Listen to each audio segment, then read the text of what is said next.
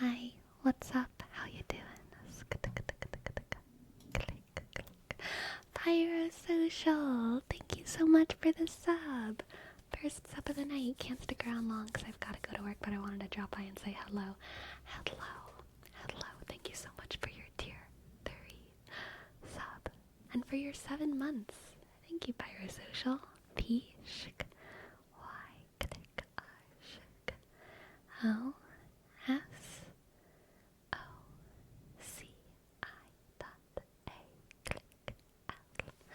Thank you. Hello, Destructicon. Hello, Agon. Hello, Anti-Disestablishmentarian.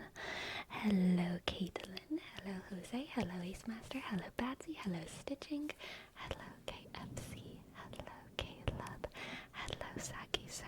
Hello, Destructicon-kun. I already said hello to you. You got a double. Hello, Golden Oreo. Hello, The Closer. Hello, Daddy Joel. Hello, Gisley. Hello, Green Ninja. Hello, Androbar. Hello, Little Travis. You got your hands on some sugar beet apples. Oh my goodness. Have you partooken yet? Have you partook? Have you eaten a chomp? Hello, slumped soldier. Whatever people say to you, it's a lie, okay? I promise I'm like super chill. Everyone else is like kind of crazy though sometimes, and like they say stuff about me that's like not true. But like I swear I'm chill. Like I'm normal. Like I'm not gonna do any of like those weird things or like anything or like whatever. So like if they say that like I do like weird things, then like it's they're just being insecure narcissists and they need therapy. So yeah, I'm chill. You can trust me. You can trust me, slumped soldier. You can trust me, slumped soldier. I promise. Shuck. Thank you, Dolly Joel. They have them stocked. It's pretty good. I also got another set of envy apples, so I'm gonna eat one at a time and judge it. Good. The Applebees are juicier though. Yes, they are very juicy. They're delicious. Is she gaslighting chat already? If anyone's gaslighting anyone, it's you, Seb. Okay? Like, let's be real here. Like, what? No. Ridiculous. What a stupid thing to say. Can't believe that you would say that. What's gaslighting? Miss Hollow Griffin, don't worry about it. Just don't worry about it. Don't you worry about it at all. It's really nothing. It's just like a fun little hobby that like some people have. I searched for sugar bees today but could not acquire, so I settled for Cosmic Crisp. Sounds like a good deal. Sounds like a good deal.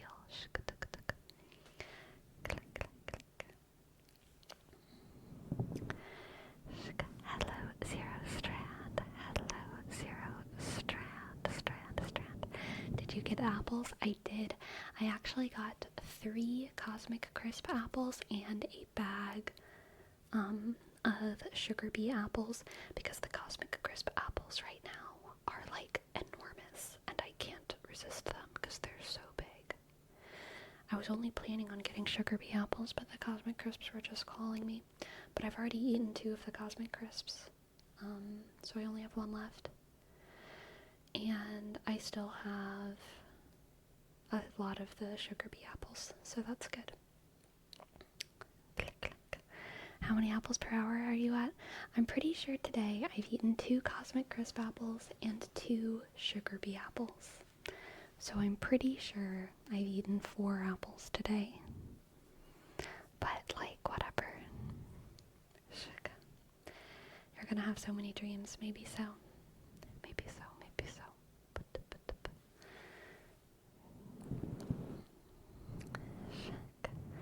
Sleepy, what do you normally do on Twitch? I whisper and I speak softly and I touch the microphone like this. Best effects are with headphones. I do mini tarot reading. I do click some visual triggers. I do some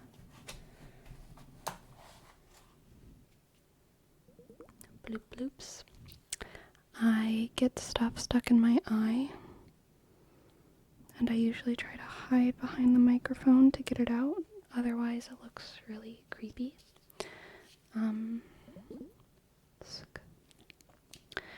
I occasionally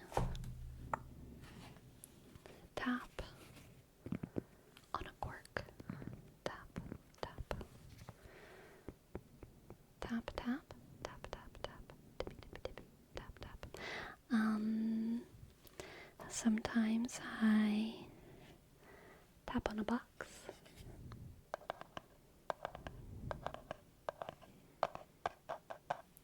Sometimes I even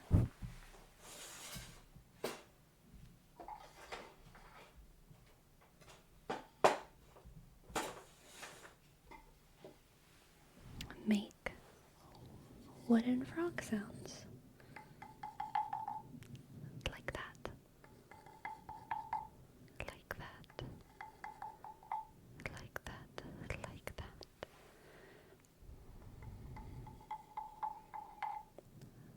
And that.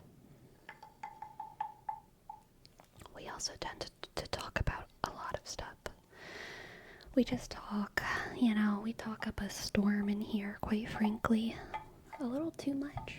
Sometimes I'm like, damn, I need to shut up. Yes. Yes, sometimes I do name traces. True, true. Name traces look something like this, okay?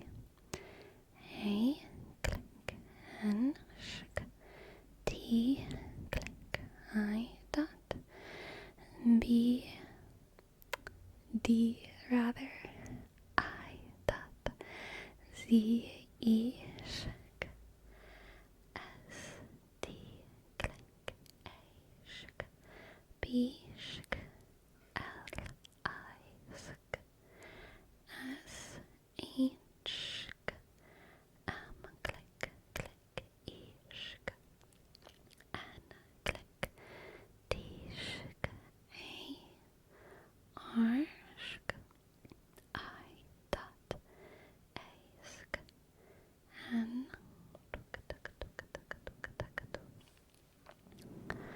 anti-disestablishmentarian, shqua, shqua-dee-qua-dee-qua. Hey Sleepy, was the brand of vegan chicken nuggets you got in the shape of dinosaur? No, I actually wanted those for the video, but they didn't have them at the store 2 times in a row. And so I was just like, whatever, I'll get the other ones. But the Impossible nuggets, which come in both normal chicken nugget shape and dino chicken nugget shape, are pretty good. Those ones are much better than the ones that I got. I can't remember the ones that I got, the brand that I got, but they were not good. They were on sale, so like maybe everyone knew they weren't good. The Impossible nuggets are pretty good. The ones that I got were not good. They were not good. Sleepy, do you like the streams being so talkative? Yes, I do. I do. I love talking. This is my social hour, like I don't like socialize that much, so I get a lot off of my chest and out of my system in these streams, in like a mentally stimulating way. Like, it's not like I just want to vent about life. I want to vent about ideas that I have and things that I'm excited about and things that I'm thinking about and questions that I have about the world. And it's so much more fun to do that in Twitch than just Googling the questions that I have about the world. It's always more fun to talk to people, and yeah, I like talking. I like talking to the chat. I like streaming very much. And an important part of why I like streaming is, talking to y'all. Sometimes other ASM artists that I watch, and I love their channels. I love their channels. They manage to not talk for 15, 20 minutes at a time and just make sounds, and I love it, but I could never do it. I feel like I could never do it, you know? Like, I just talk. I have to. Otherwise, I get bored, you know? I really like chit-chatting. What about when you're watching streams? Do you prefer ones where the streamer talks and interacts, or ones that are mostly focused on triggers? It really depends on what mood I'm in. I like both. A lot of times I do want like background ASMR that is not as chatty, and sometimes I want ASMR that is chatty, that can kind of stimulate my brain, I guess, while I'm listening to it. If there's a whole bunch of like visual triggers, especially, I really like it if they're talking at the same time.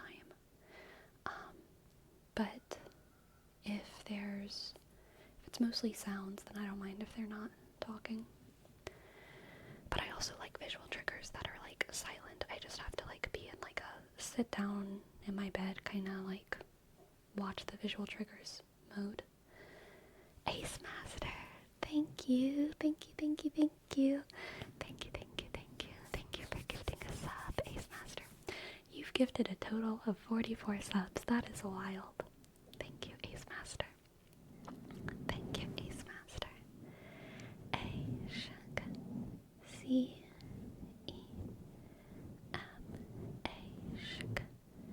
S-T, click, R-shk, 2,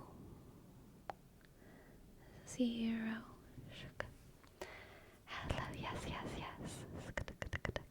Yes, Lord, yes, Lord, yes, Lord. Yes, Lord, yes, Lord, yes, Lord. Yes, Lord, yes, Lord, yes, Lord. Amen. I'm pressed but not broke, persecuted, not abandoned, struck down but not destroyed. I'm blessed beyond the scourge, but the promise will endure, and His joy is gonna be my strength. Though the sorrow may last through the night, the joy comes in the morning. Yes, Lord, yes, Lord, yes, Lord. I'm pretty sure you're supposed to do the hand movements, y'all. Yes, Lord, yes, Lord, yes, Lord. Yes, Lord, yes, Lord, yes, Lord. Amen. I think for amen, you just like put your hands up to the sky. It's hilarious. Are we in a church hymns mood? Tonight?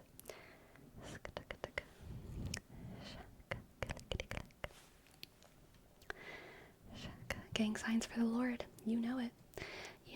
Christianity is a big gang with a lot of violence. No one's committed more gang violence than religious groups, okay? Let's be real here. Oftentimes I externalize my inner internal monologue, not talking to myself, just kind of talking in general. Yeah, for sure. Some people don't have an internal monologue. I have a extremely loud internal monologue, and I think that's an important part of why I like journaling. I think that's also an important part of why I like meditating and why I like prayer. Whenever I can set time aside for myself to just listen to my brain, it's like very psychologically rewarding. But also streaming can kind of be like that too. It's another externalization of the internal. It's kind of like journaling, except obviously I'm streaming about different things than I journal about, but it's another way of just like getting the inside thoughts out, talking about the things I've done today, and talking about my thoughts on books and movies, and having my little church hymn moments, not just be songs in my head, but getting to share them. Letting the rumination out, yes, a purgation of the rumination.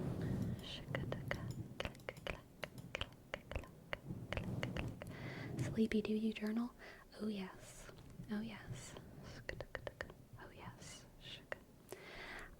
For Destructicon we have a Hamilton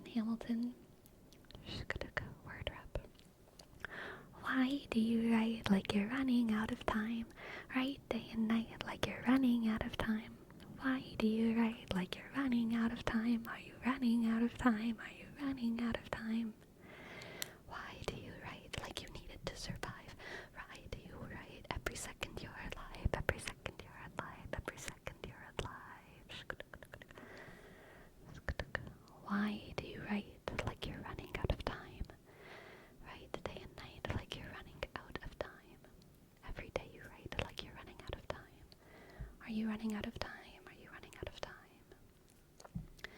Oh yeah, speaking of journals, I recently started journaling, and I think it really helps. I mean, it definitely depends on who you are, but I think that if you are someone who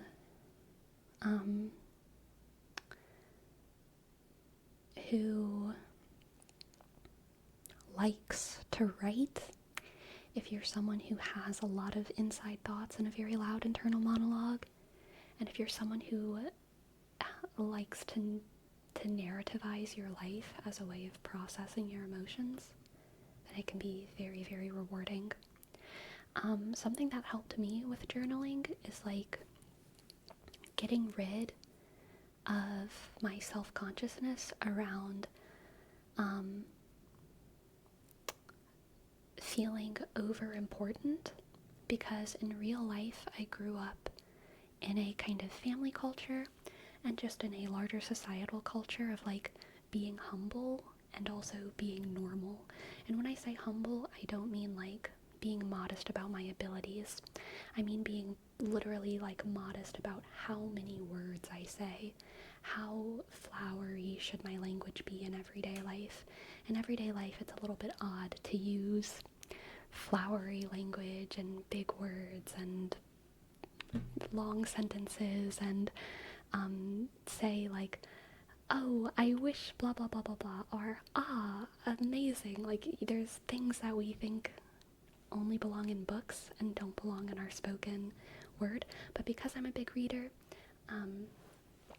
those kinds of flowery language and like long sentences and sometimes archaic speech is like actually in my brain and like actually in my internal monologue.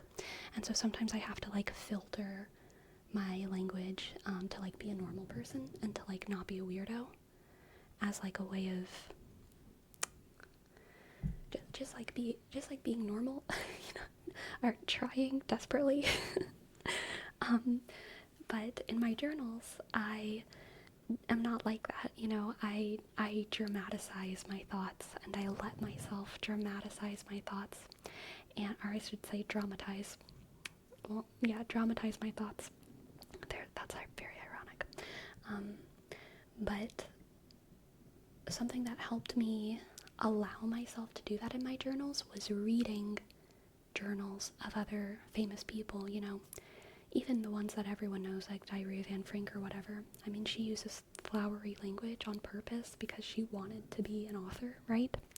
But there's also other famous journals. A lot of the ones that I'm familiar with are the journals of Catholic saints. So, you know, the writings of Teresa of Avila, Saint Elizabeth of the Trinity, and others. No one talks like them. It wasn't normal to talk like them, and I think a lot of times whenever people read journals that are old and they use flowery language, people have this conception in their head that, oh, back then people just spoke more beautifully.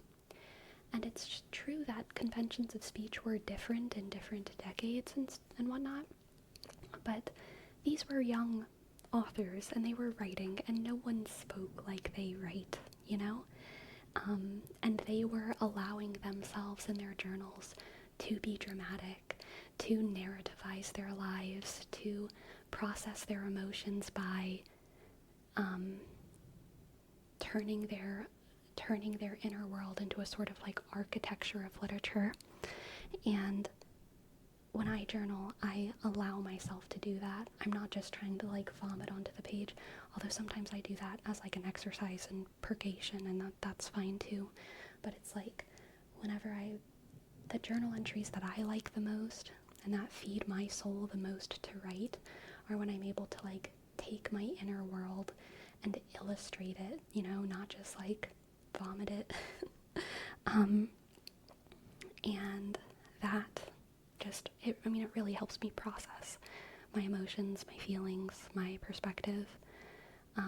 It helps me understand how I actually feel, or it helps me understand how I want to feel, how I should feel, what I do feel, and the difference between like all of those things.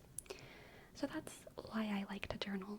I also just like having the record of my thoughts over time. I like the kind of historical value of it for me as an individual. I like being able to like time travel back to, you know, Sleepy of 2018 and see what the heck they were going through and what they believed and all of that. All of that, all of that.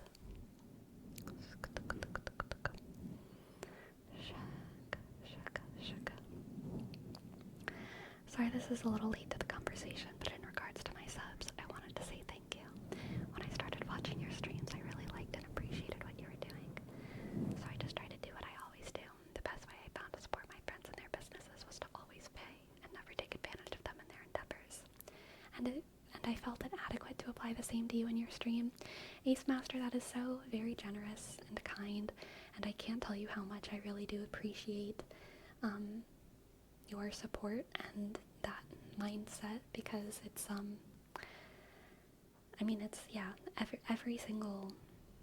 every single form of support is like makes a very tangible difference for me in my life. So I really appreciate it. Thank you.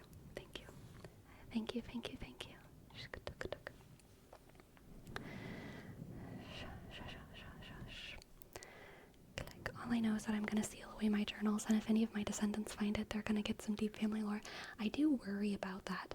I think a lot of people assume that I want people to one day read my journals, and there are some journal entries that I'm like, it would be cool if someone read this one day. I think this is very nice. This is very pretty.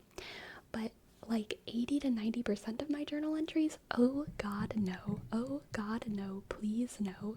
Never, never, never. But like the shame, the embarrassment, the toxicity, the insanity, I'm canceled. I would be canceled. If I would assume that kind of thing would only happen after I died, because if anyone went after my journals, if a publisher came into my house to come after my journals, they would have to kill me, okay? So presumably I would be dead, but if I weren't dead, I would be killed. If they didn't kill me, the world would kill me. So, no, gosh, I do worry.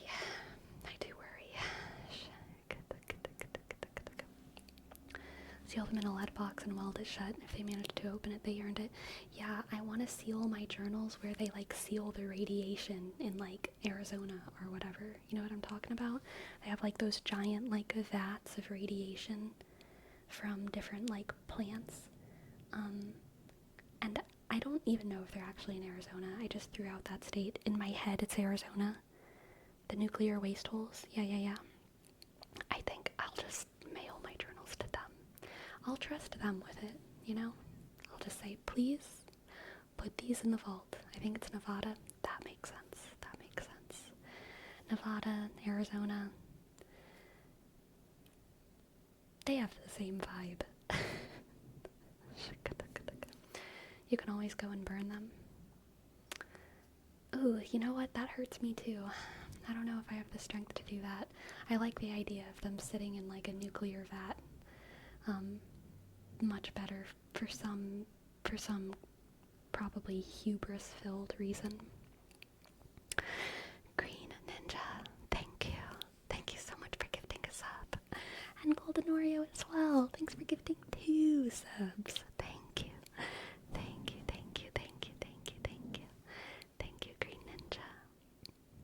G, click, R, suck, E, suck.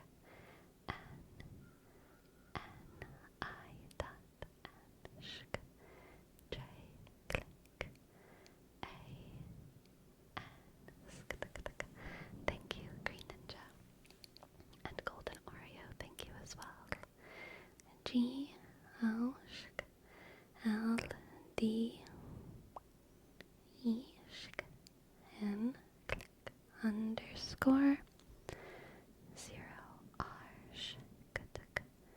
E O. Thank you so much, Golden Oreo and Green Ninja. Have you ever thrown away an old journal or burnt it? Would you do that if you consider the journal must be gone? So one of my journals I lost, and that makes me very sad because I handmade the book. I used to do bookbinding as a hobby. I still do it sometimes, but I haven't done it in a while. And it was my first book. It was my first book that I ever made, and I used it as a journal for a year or two, and I lost it, which, like, oh god, that makes me sad. I have no idea where it wound up. And I think I kept that journal from like 17 to 18-ish. There is one journal that I burnt, because it was full of really just stuff that I didn't want, in my sort of canon of self, I guess. I was like, I just want this gone and out of the world. So I'm not against burning journals, but I think it's a pretty extreme thing, you know what I mean? And I doubt I will ever do it again. Was it cathartic to burn it, or did it feel empty? It was cathartic. It felt like a relief.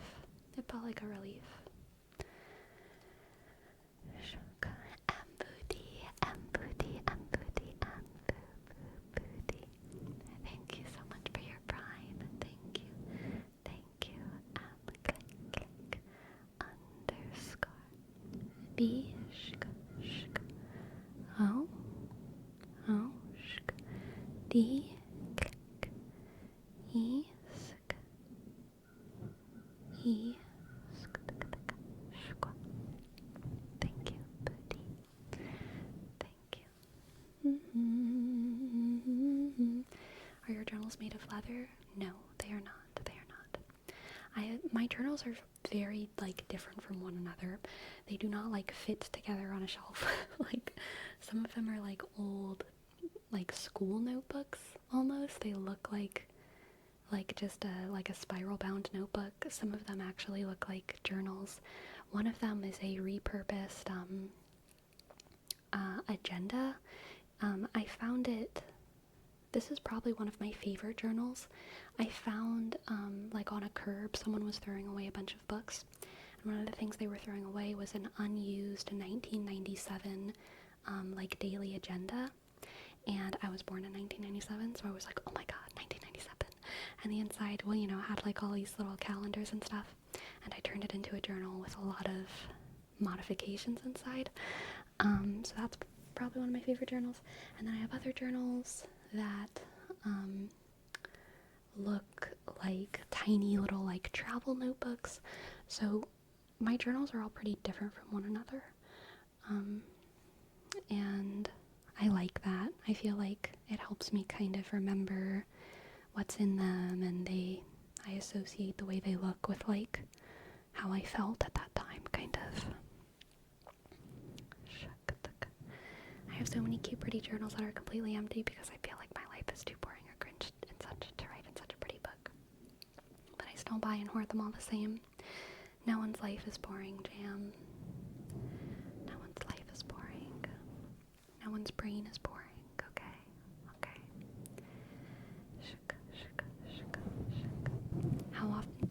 How often do you journal? A couple times a week. Not always every day.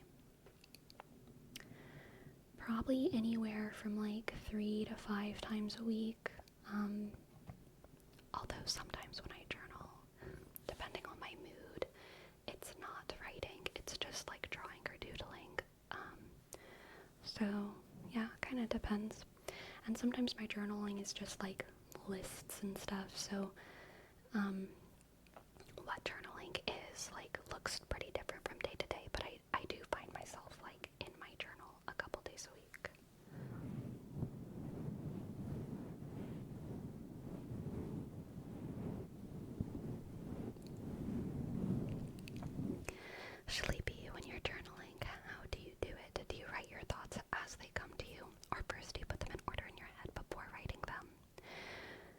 It depends. It's different.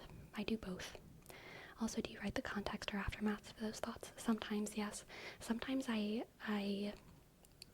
can feel an era of life coming on, and so I will like leave a blank page and turn it, and then I will like give the next section of my life like a chapter title. Or so a lot of times my chapter titles are like the name of an experiment. Like, okay, this is an experiment in blah blah blah blah blah, and so it's like, okay, this era of life is an experiment in something. Any chapter title you've been proud of? None that I would share. But like, yeah, so I will like name sections of my life that I kind of feel coming on. And in that section, it doesn't mean that everything is relevant to that chapter title, but it is just kind of like inside that section. Anyway, also something that I do sometimes is I wonder if I have any. I'll be right back. I'm not sure if any of these are shareable, but I will check, and I will bring one of my journals, for example. I'll be right back.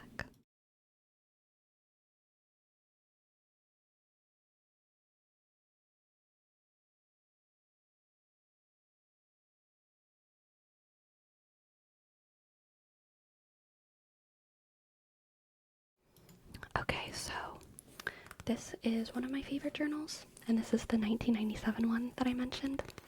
So it's a agenda that like I modified a lot of the pages in. So it has a lot of stuff, but something that I like if I have thoughts that feel kind of unrelated to their surroundings is I will make like a pocket inside the journal.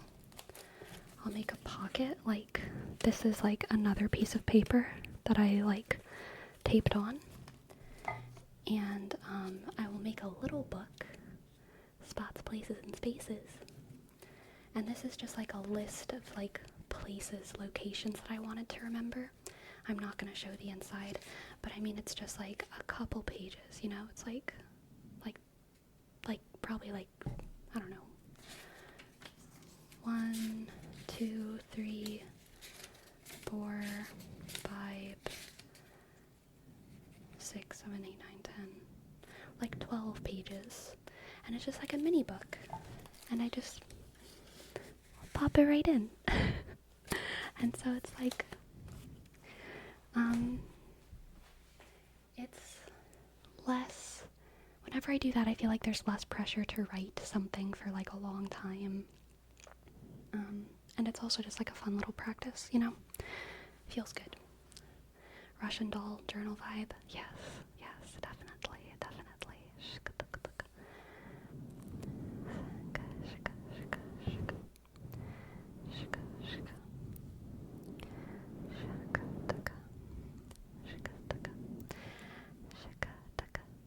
Have you written journal entries about stream? No. I mean, I have, but I tend not to.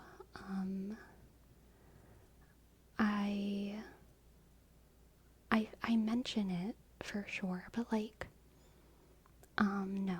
Generally no. I mention it, and I might like journals. Sometimes I journal like goals for my life and stuff, and sometimes that will involve like stream and YouTube. But mostly I journal things that are like more deeply internal stuff than stream. What about past jobs? Kind of the same. Like I mention it, but and there's like an entry here or there that like mentions it, but no, generally no. One of my jobs, yes, my job from 2019 through I think 2022, but I only journaled about that one so much because I had an unhealthy relationship with it. so I don't think it was a good thing, you know? It's good.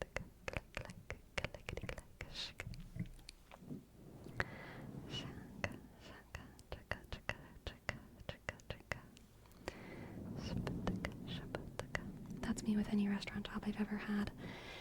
That's fair. That is fair. That is fair. That is so very fair. That is fair. That is fair. That is so very fair.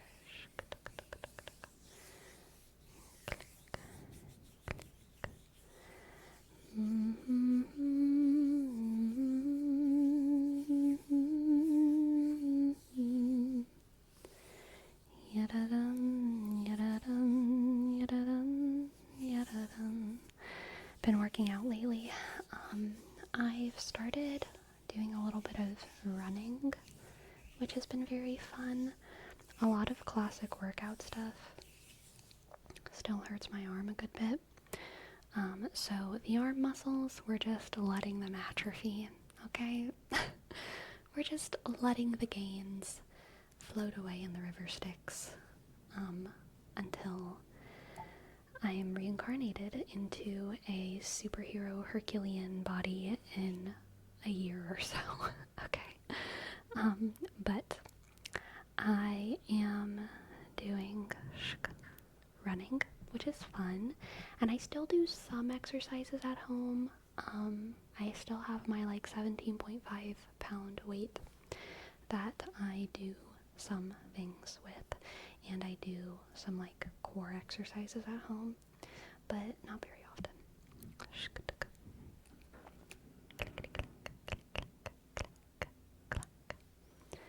How's the arm strength?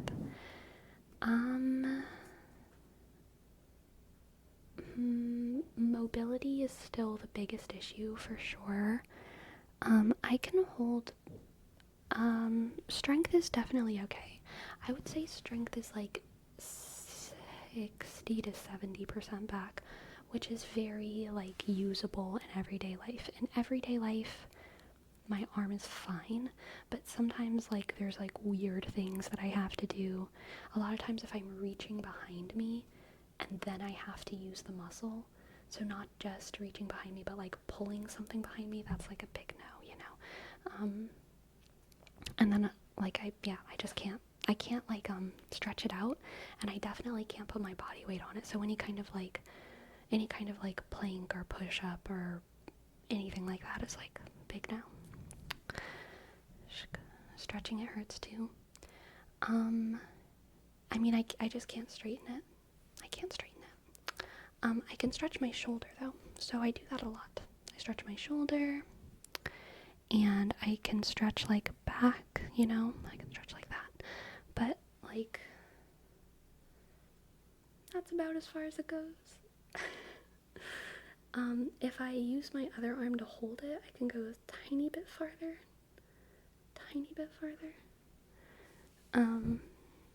And if I'm going down instead of to the side, I can do it a tiny bit farther, but not very much.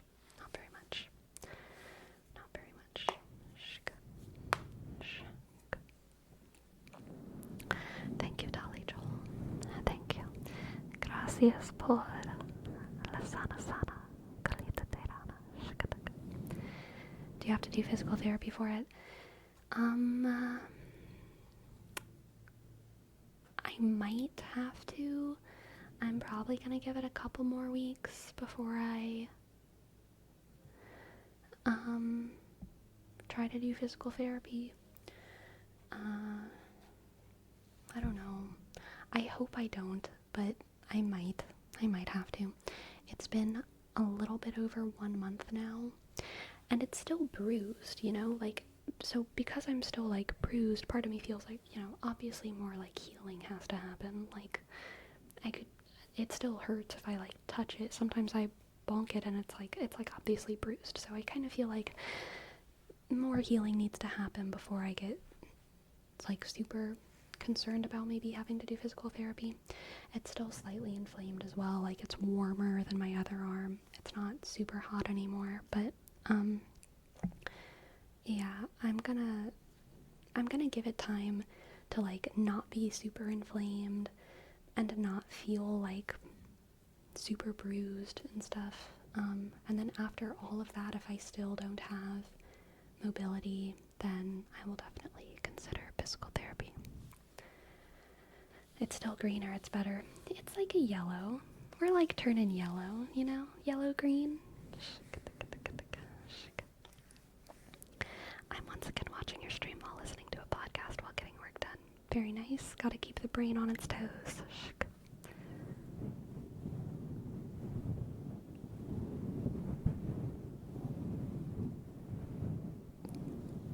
Yeah, that's basically how I feel Destructicon. I kind of feel like I will be fine, unless I'm not, in which case I will not be.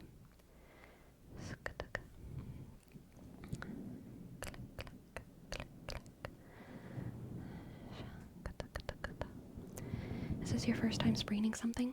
No, when I was young I sprained my wrist. I don't even remember which one it was actually. It might have been my right. But it wasn't bad. I think it healed in like 2 weeks, you know? So that was fine.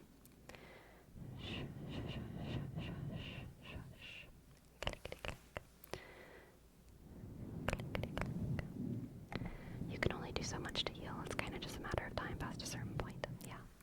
What about the bump you had around the elbow? Still feeling it?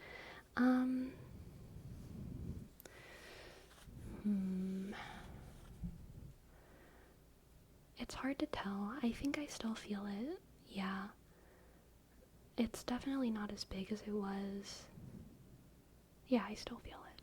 But it's definitely not as big as it was a while back.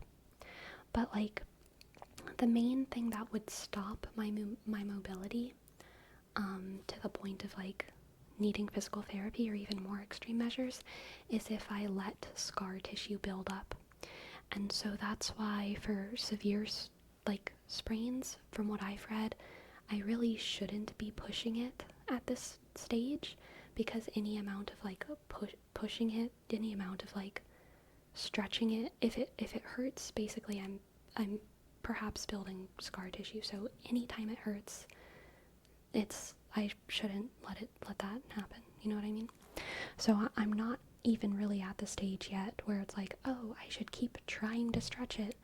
That would be unproductive, because that could make more scar tissue build up.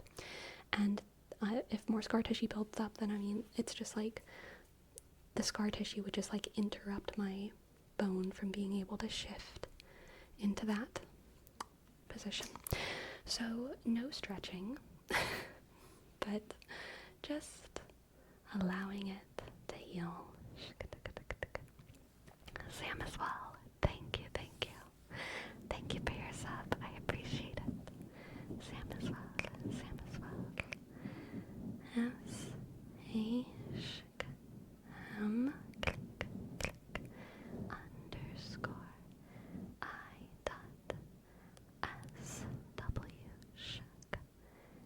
E double L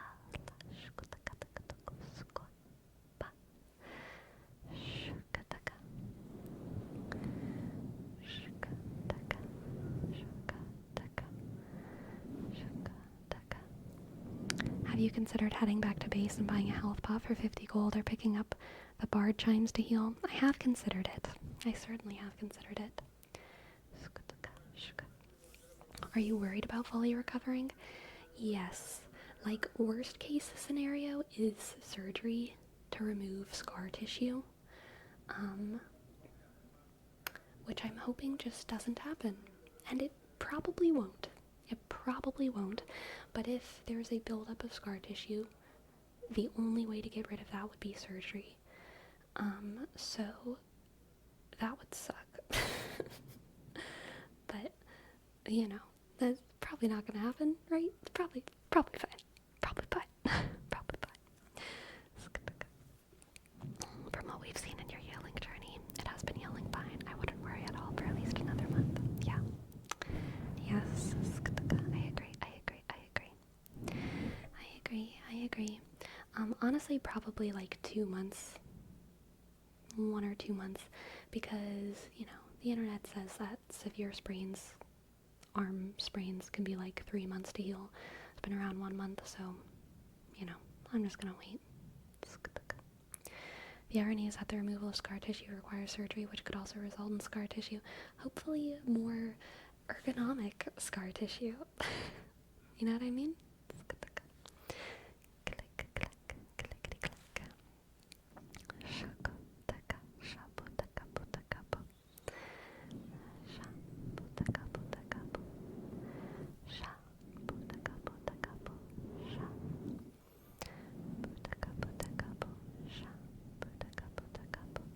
Have you ever had surgery? No. Or an injury that needed stitches? No. I have not. I think the most severe, or what's the word, invasive? I think the most invasive procedure I ever had was a spinal tap. And that happened on the first day I was born, so I do not remember it. Scar tissue that tightens your tendons to a superhuman degree so that you can be a major league pitcher like in Rookie of the Year. Yes, exactly like that thing that I totally know that you're talking about. Yes, exactly like that. Hello, The Witcher. Hello, hello. Hello, hello, hello.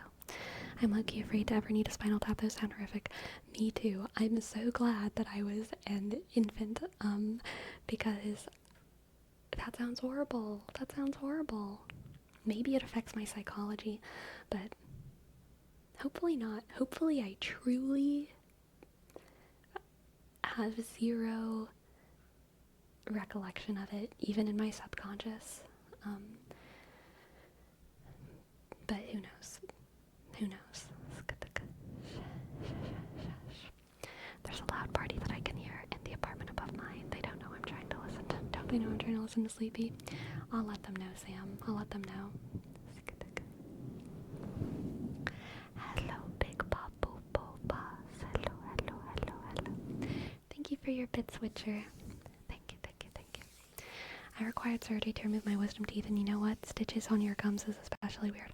I still haven't had my wisdom teeth removed. I have pretty small teeth, so I don't have issues yet with my wisdom teeth, but I imagine I will when I'm older, and I'll probably have to get that done eventually, but I'm chill with it now. On the topic of preventative medicine, you can get y'all's tetanus shots. You do not want the tetanus shot. The needle is huge. Didn't I get that when I was a baby or something? Didn't I get a tetanus shot? No, I don't think I did. I remember once I got cut by barbed wire, and my mom was really worried about tetanus, so maybe that means I don't have a tetanus shot. But I thought I had that. I thought everyone had it. You should get it every 10 years. Ooh.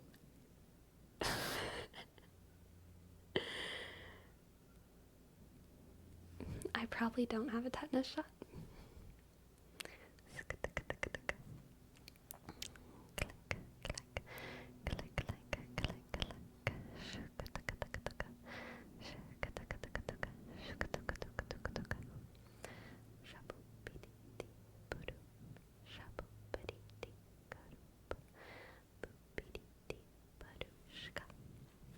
This is what my wisdom teeth sound like.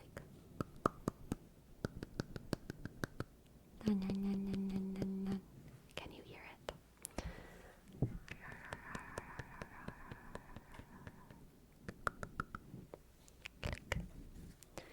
When I was a teen, I was once running around barefoot playing football, and I kicked a metal pole and did a huge cut in between my toes. Ouch! I had to get stitches, and the doctor put me under anesthesia. But it was so weird because my only leg was sleeping and I couldn't feel everything, and I felt them stitching my foot, and my brain was telling me that it should hurt, but I wasn't feeling any pain. Strange. Hello, Nitrix. Rar. Shika. I still have my wisdom teeth. Same, Jose.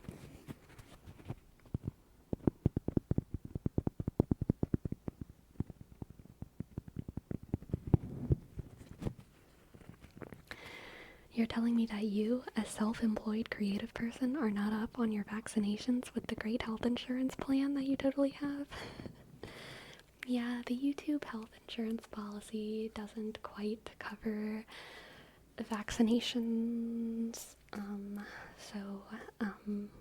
you know, we're just winging it for now.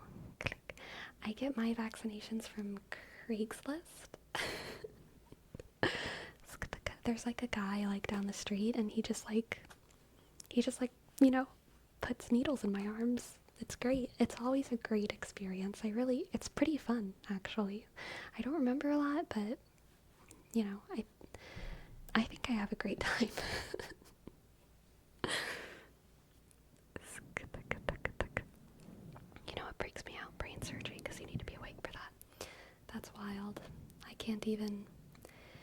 can't even comprehend that. That's wild. The first one's always free. Exactly.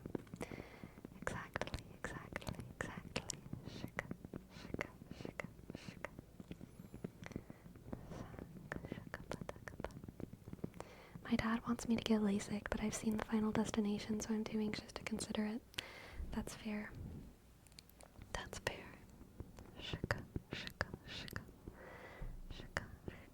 The guy probably reuses the needle too, gotta recycle. Dude, I watched a podcast the other week. I don't even remember who it was. I think it was Dr. Mike, who I'm not subbed to, but sometimes Dr. Mike stuff gets on my homepage and it looks interesting, so I watch it. But it was a girl who used to be like a fitness influencer. I think maybe she still is kind of a fitness influencer, but she got mycobacterium from B12 injections. Apparently, B12 injections are like all the rage in LA and the larger Southern California area. As a vegan, B12 injections are something that I've heard about because of the vegan bubble. Like, go get your B12 injection because you only need to get it once a year and it's good for the whole year and then you don't need to take supplements. But in California, it is a big thing because people talk about getting the B12 injection and it gives you a ton of energy.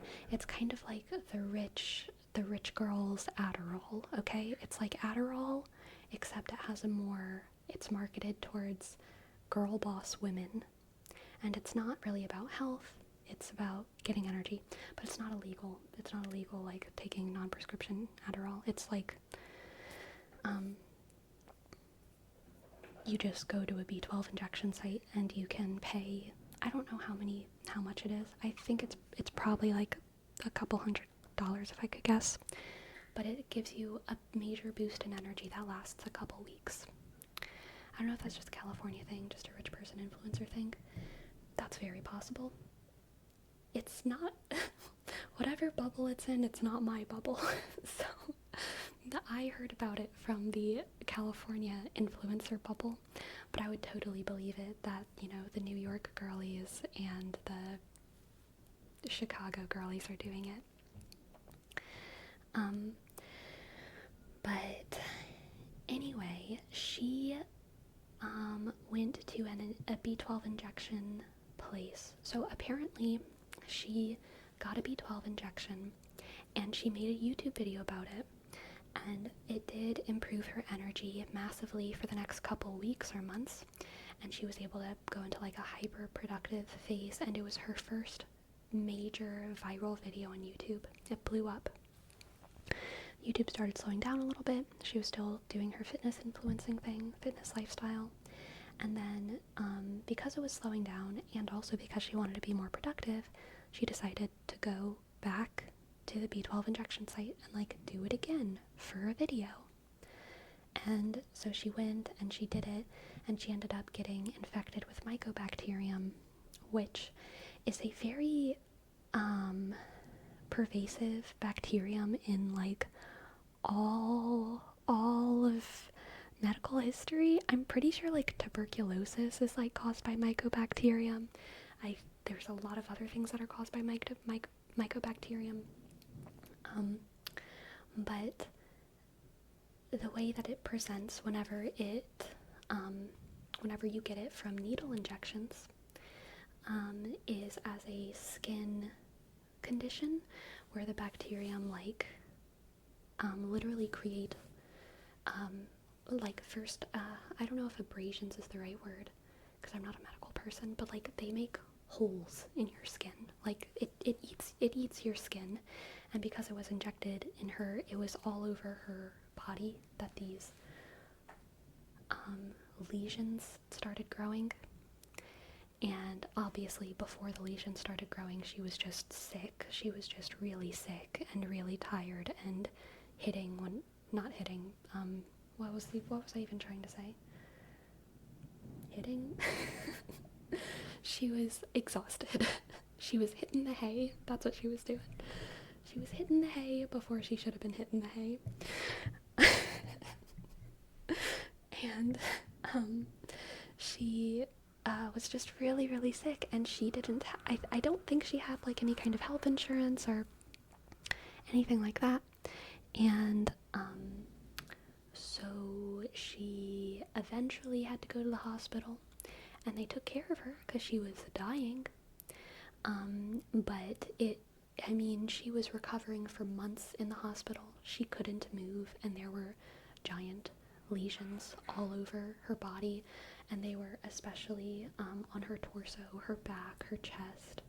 And she had a terrible medical experience, and that's kind of what the core of the podcast was about. Not just the fact that this horrific thing happened to her, but the fact that it's like not it's not at all unheard of anytime that you're getting injected with needles in any medical setting. This is possible. It can happen from any kind of Botox. It can happen from any kind of vitamin injection. It can happen from people getting filler anywhere that they want to get filler.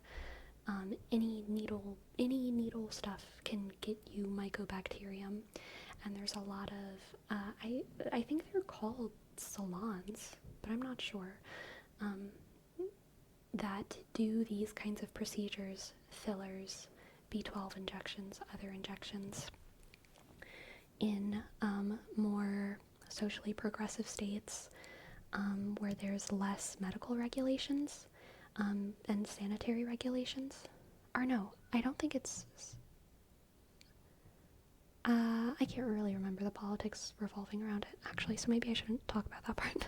But basically, states where there's less medical regulations, they're basically like demedicalized facilities where they don't have to follow all of the sanitary regulations that you have to do in actual doctor's offices and hospitals. So they have like injection salons, kind of. And, this girl's story got out because she was already a semi-popular influencer, but this happens to other people who just don't have that kind of platform, And,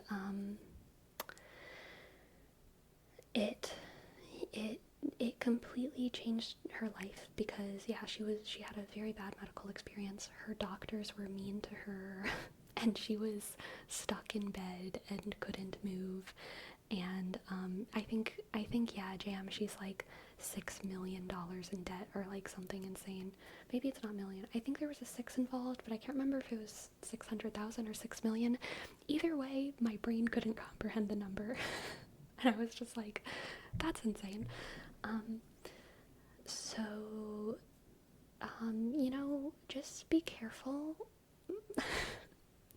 Just maybe take like a B12 vitamin.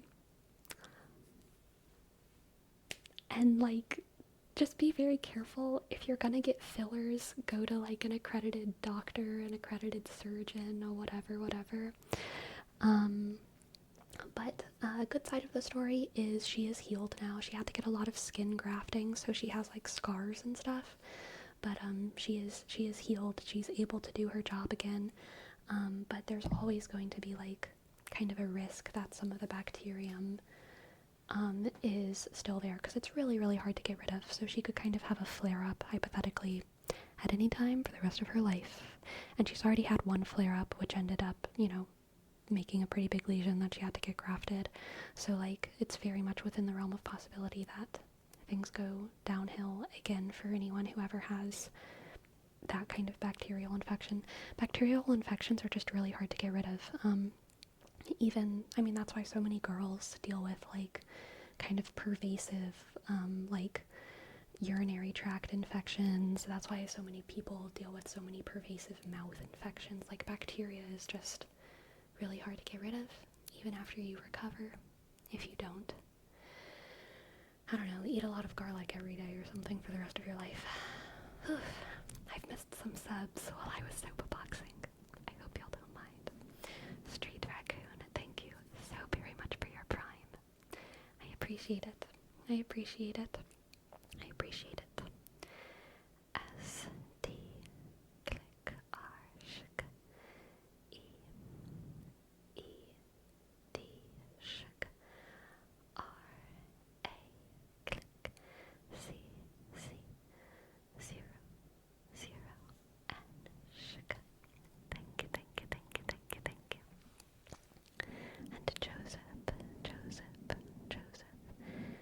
A, click, O, S, E, shk, B, shk, H, click, N, sk, D, click, R, shk, S. Thank you so very much for your Prime. Thank you for your 3 months. Thank you, thank you, thank you. Thank you, thank you, thank you, thank you. Did they inject B12 into her bloodstream or muscle? Just missed that part of the story. I'm not sure. They did, I'm pretty sure, like, I don't even know what the right language is here. They did the B12 injection correctly in all ways except for probably sanitation regulations, which are lax in the state where she was, so they didn't even do anything illegal. She as of now, she can't sue them or take legal action because she signed on to the procedure, and signed a, what do you call it? Like a waiver, basically. So she's just, she's just kind of screwed, which sucks. Would you get a tattoo? You might get mycobacterium, Dolly. Okay? Tattoos? It happens with tattoos, too. It happens with tattoos, too. It happens with tattoos. I am not against getting a tattoo. I just, want to be, deliberate about it. It's gotta be something special. It's gotta be a very sanitary environment.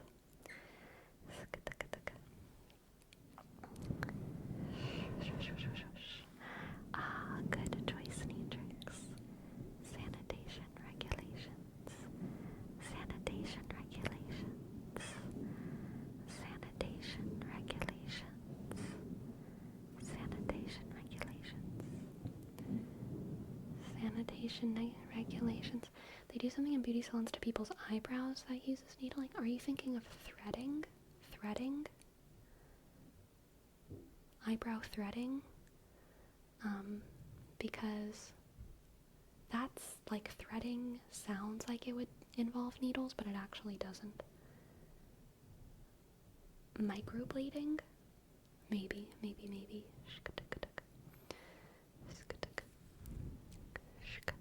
Sanitation regulations. I don't know. I've heard of microblading, but I don't really know what it is. Sanitation regulations. Sanitation regulations. I agree, KFC Serbia. I think tattoo parlors have to fight so hard against stigma that they kind of, like, overcompensate in a pretty good way oftentimes, like, they really are very, very sanitary and very, like, safe spaces. At least that's the impression that I get.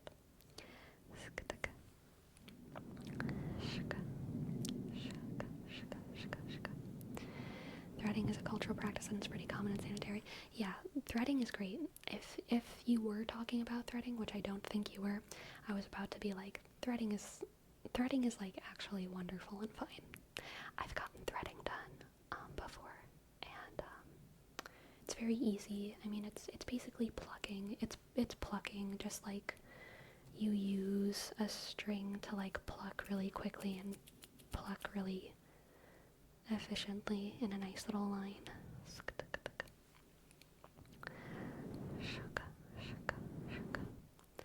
We have so many parlors outside of Port Campbell, that of barbers. Yeah. If you got injured threading, they did something so wrong. Very true, very true. A lot of people who have, like, facial hair that they don't want also just thread the rest of their faces. I'm pretty sure. What's threading? I wish I could describe it. You basically take a string and you manipulate the string on your face, on your eyebrow, so that it just, like, pulls out the hair. You kind of twist it and you, like, pull it so that the twist just yanks out your hair in a very straight line. So people use it for, like, really precise, like, eyebrow lines. It's not at all invasive. It's literally just pulling your hair out, and it's pretty chill. Pretty chill. Clickety clank. Also very fast. Yes, I think the first time I got my eyebrows threaded was whenever I was in high school, and I was getting a haircut, and I was with my mom, and the hairstylist was like, if you want, we're doing a thing today where we'll thread your eyebrows for like very cheap. I can't remember what it was. It was like $5. It was under $10. And my mom was like, what is that? And then the girl was like, oh, it's just this. Bloop. And then my mom was like, do you want to get your eyebrows threaded? And I was like, okay, sure. And yeah, that was that.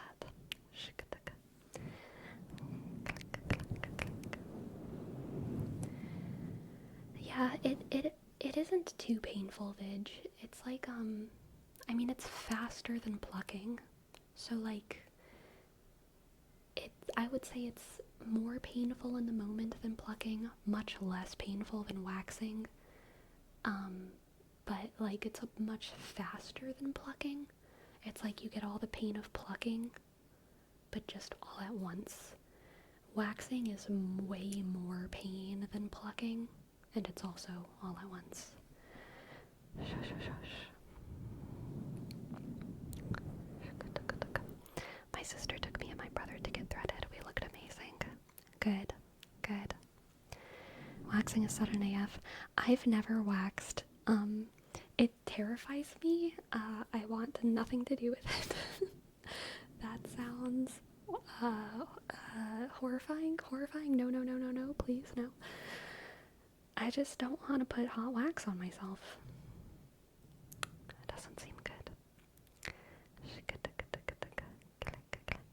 Waxing scares me after I see how red it leaves them. Yeah, I've seen my friends get their like eyebrows waxed, and it definitely makes them like red, and I am so pale, like pigment just explodes on my skin so easily. If skin is irritated, it like just really shows. So I feel like I would look like a tomato for a while. When I was a teen, my mom owned a beauty salon, and they used to do those things there, so I remember some of them, but I don't remember their names. The worst I let them do to me was keratin straightening. Very nice, very nice.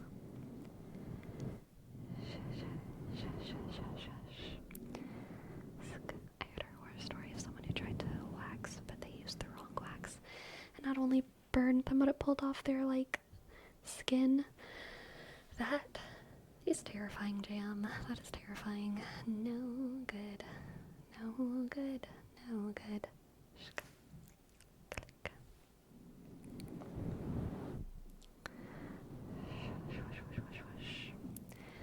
Here's a hair removal story for theater nerds. In high school, I once randomly slapped a strip of gaffer tape on my friend's forearm.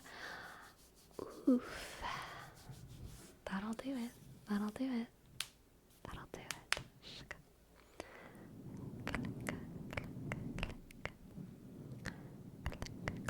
Gaffer tape is like stage tape. It's the tape that they use to mark the stage. It looks similar to like parchment tape. It's like kind of between electrical tape and parchment tape, I would say, but it has a very strong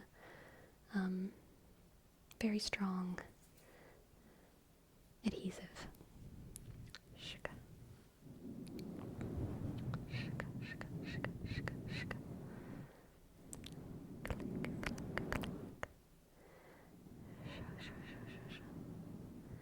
The same as you would use when using paint to protect the edges. That's painter's tape, which I think is slightly different.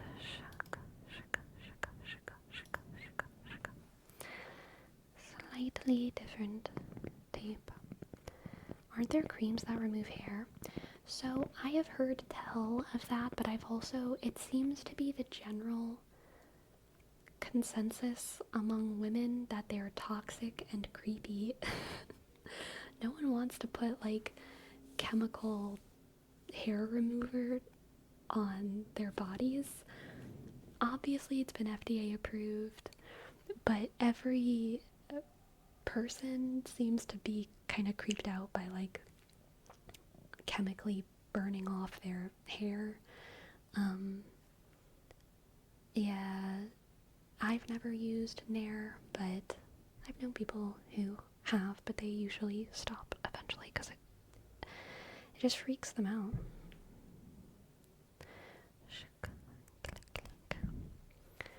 I've heard the smell of it is horrendous. Yes, I've heard that as well.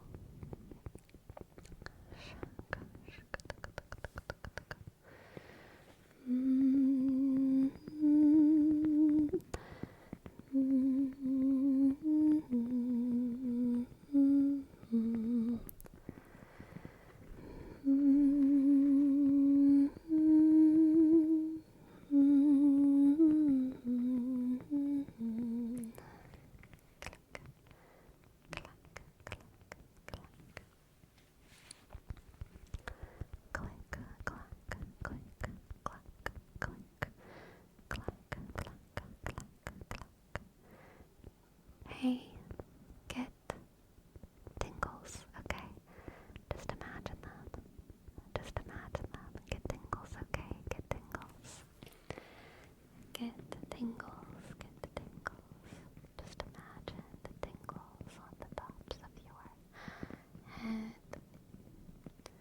the back of your skull, between all of your brain folds. Imagine tingles just being a soft blanket over your smooth brain, okay?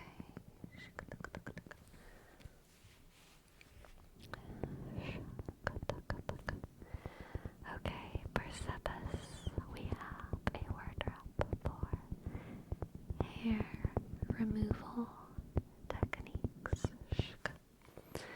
Hair removal techniques. Hair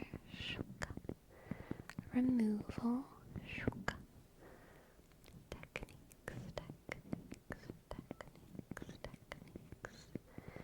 Hair removal techniques.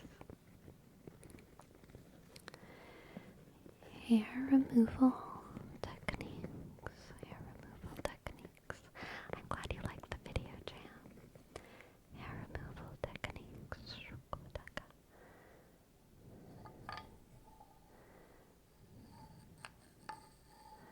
Hair removal techniques. I'm going to softly remove all of the hair from this wooden frog by applying some cream to the frog, like so. Just applying a little bit of magic cream to the frog.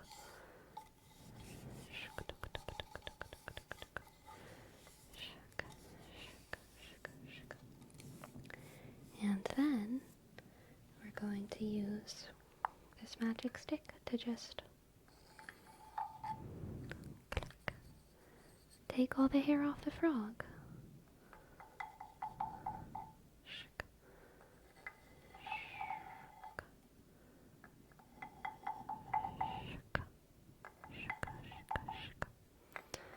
Sleepy, I'm playing Elden Ring. What weapon should I use? Misericordiae. Misericordiae.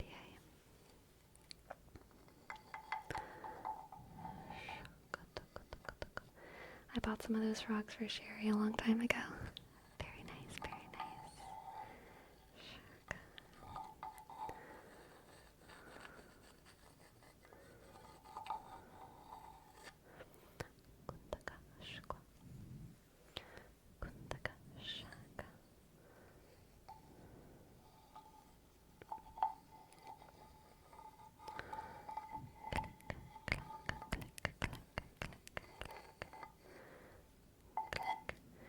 Look, there's 2 swords that you can use Destructicon, and only 2.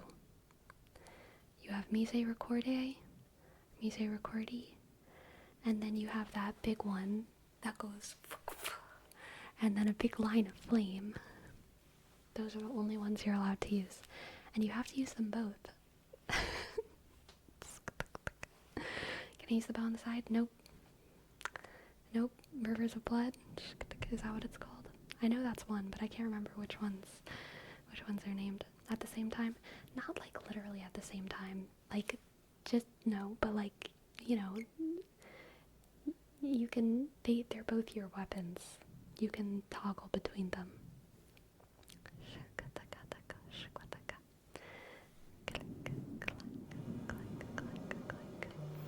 Bloodhound Fang, I do love the Bloodhound Fang build, I must say.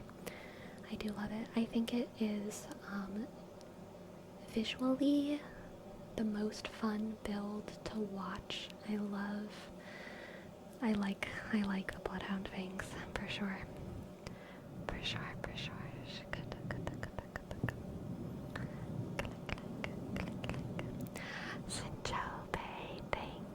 Thank you for your tip. Yes, I will absolutely give you a tarot reading.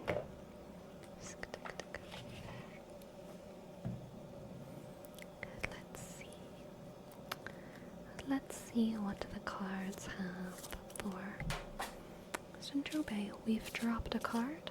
I will retrieve it from the ground. Okay. Our first card for Saint-Tropez on the ground is the Knight of Swords. The noise is my upstairs neighbor running water.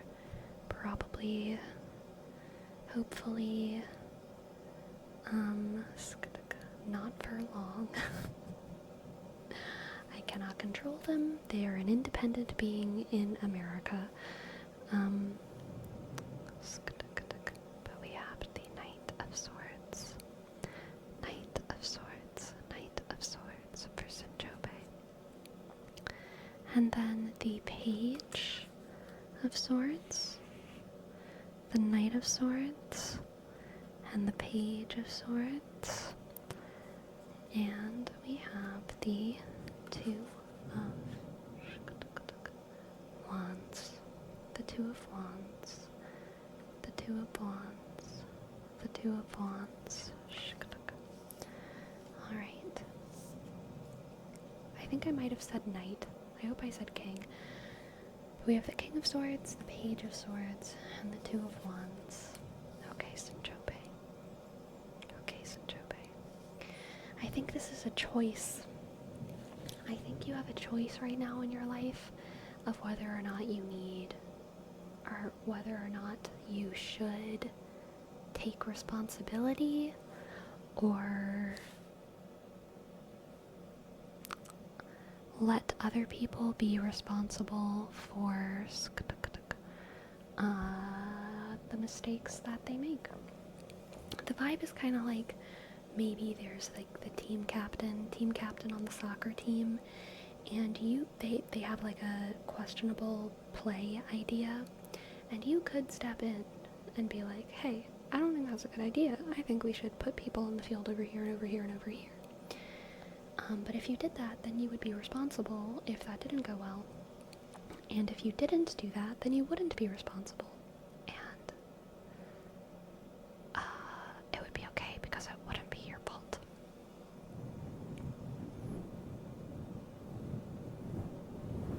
So, you are in a little bit of a bind where you have to choose whether or not you want to be responsible for your ideas. Okay? You can choose kind of the liberation that comes with submission, or you can choose the liberation that comes with agency and responsibility and authority. Let's get another card. Oof. We have the Devil. Saint-Tropez, I feel like the Devil. I feel like we're pulling the Devil because you feel like it's always your fault, even when it's not. It's not always your fault. If you didn't make the call, if you didn't make the decision, it's not your fault. Sometimes it's okay to just work there, you know? Whenever BS happens at work and people start blaming you, I just work here. I just work here. I just work here. It's not your fault, Sinchobe. And the feeling that it's always your fault, even when you're not responsible, is a lie that you have told yourself, that maybe other people in your life have told yourself. But it is okay to abdicate, like accusations of responsibility. I don't think abdicate's the right word there. It is okay to not accept accusations of responsibility. If you're not responsible for something, then like don't let people blame you for it. You just work here. You just work here. You just work here. You just work here. And that's okay. You just work here. Alright? Let's get an oracle card. A quick little oracle card as well. Quick little oracle card. We have impending. Okay, Sinchobe, I think like some kind of little bad thing, uncomfortable thing might be kind of on the horizon. And you've got to know, Sinchobe, when it happens, that you have washed your hands of that mess. Because you, God bless, were not responsible for that noise. Okay? You were not responsible for that. It was outside of your control. It kind of sucks that it happened.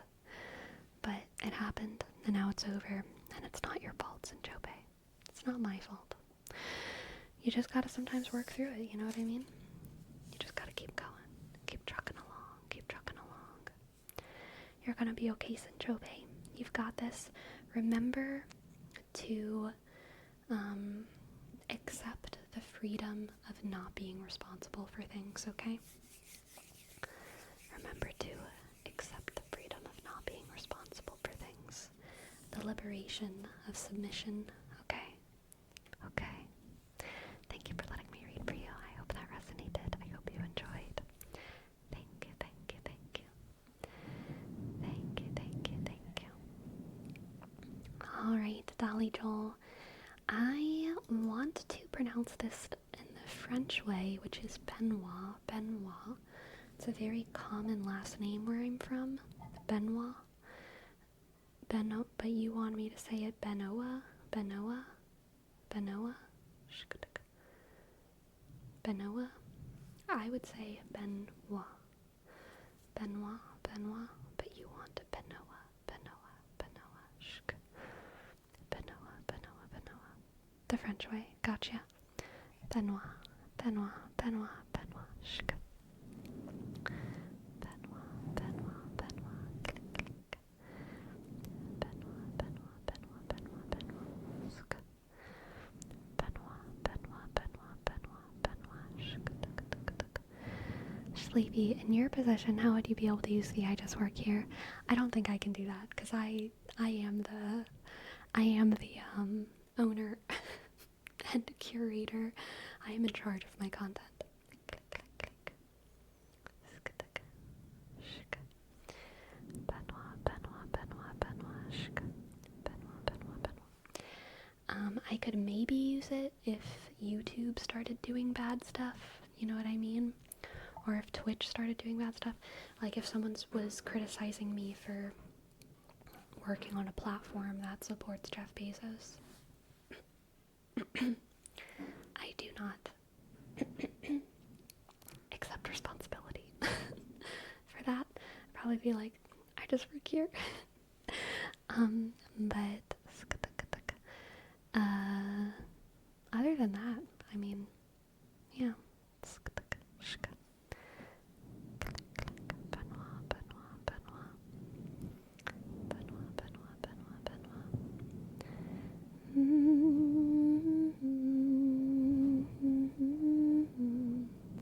I like your shukatuka sound you make. It's kind of relaxing.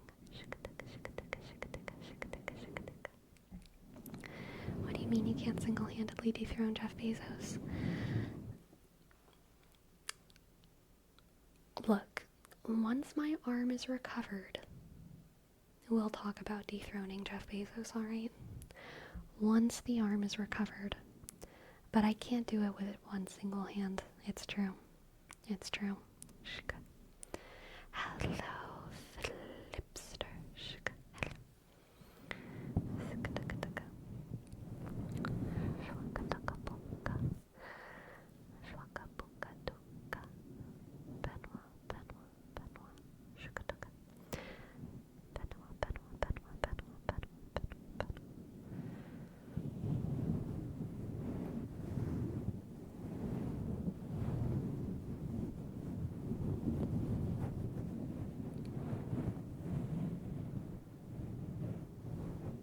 Good night, Caitlin. Sleepy. I'm glad you enjoy the streams and the videos, and I wish you the best of dreams. Good night. Good night. Good night. Good night. Neatrix.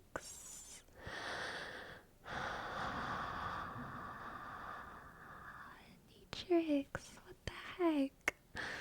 Thank you so much for your tip, for your $50. Thank you. Thank you, thank you, thank you. Thank you, thank you, thank you, thank you. I appreciate it. Rawr, rawr, rawr, rawr, rawr, rawr. Thank you. Thank you. Thank you. Thank you. Here. I know you said no particular reason, but I'm gonna just choose a really happy card. I'm not gonna give you a reading.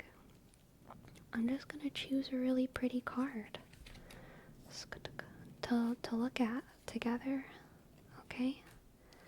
Let's look at a pretty card together.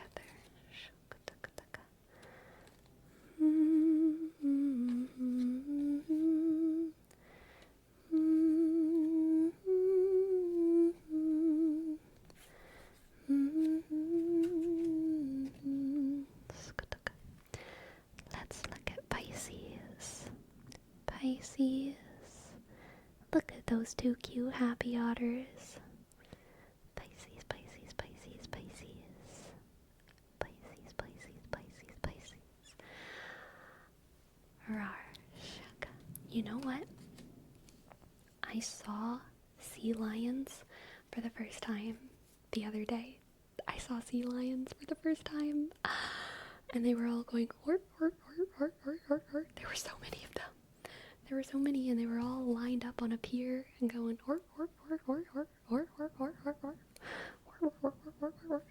like a cacophony of and some of them were in the water, swimming around. Oh, it was so exciting. It was so exciting. It was so exciting. I loved it. A very beautiful experience. It's so shiny and they're cuddling. Yes, they are. They are. Jerome, thank you for gifting a sub to Neatrix. Thank you. Thank you, thank you, thank you. Half, click, click. Hey, R, shuka. Hey, click. O, skutuka. Thank you. Thank you, thank you. As a drummer, I love when they start slapping their bellies and I resonate with them. Very nice. Very fair. Very fair. Shakataka.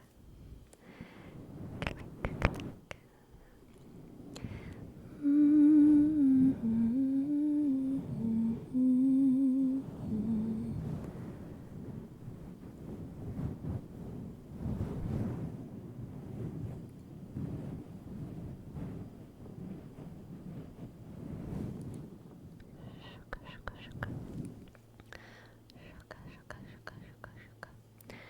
Yesterday, on my run,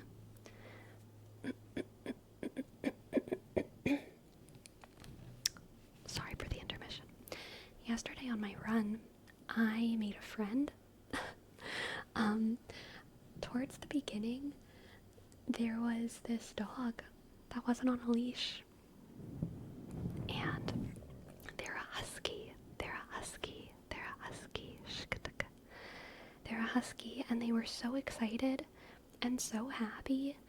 And they had a collar on, and the collar was it didn't have a name tag on it, but it had just a phone number written in Sharpie across the back. But it was really, really hard to read, and the dog wouldn't calm down. They were like running around, and they were really happy and excited and so well behaved, but I couldn't get them to calm down enough for me to read the number, and I could tell they had been running around for a long time. And so honestly, I was just like, I cannot get this dog to calm down. I cannot read this number. But this dog is following me, and it seems happy, and it seems thirsty. And I know that I'm going to, I'm running to a place where there's like a stream. So if this dog is following me, worst case scenario, I'll just run it tired. We'll get to the stream. It will have water, and hopefully by then I will be able to read the number on the collar. I did sit down with them, Destructicon. I sat down. If I sat down for too long, they'll like literally just like run away. There was a point where I sat down on a bench for like a pretty long time, and then like this couple walked by, and the dog started following the couple, and then the couple looked at me like, what, like, take care of your dog. And I was like, I'm sorry, it's not my dog. So then the dog started following them, and honestly at that point I was just like, okay, maybe I just need to like get away from here. So then I walked away, but as soon as I started walking away, then the dog was following me again. So I decided to stick to my plan of, okay, I'm just gonna run this dog tired, because presumably it's been out here for longer than me. Its tongue is hanging and flapping everywhere. And I'm just gonna keep running until I get to the stream area, and maybe it will stop and drink, because it's very clearly thirsty. Dogs behave in a specific way when they're thirsty, you know, their tongue is hanging, and it kept like sniffing. It would like stop and like sniff the leaves and like kind of like lick a leaf and then like run away because it didn't taste good. And I was like, this dog is clearly thirsty. But I knew I was running to a stream, so I was just gonna keep running in that direction. And the dog was running right next to me. The dog never barked, and in the neighborhoods that I'm running, there's a lot of dogs and a lot of dog walkers. And every time we passed a dog, this dog was so well behaved. The husky wouldn't bark at them. It would go up and sniff them if they were walking slow, but if they were walking fast, like if I was running, they would prioritize like running next to me. Like, they were not getting distracted.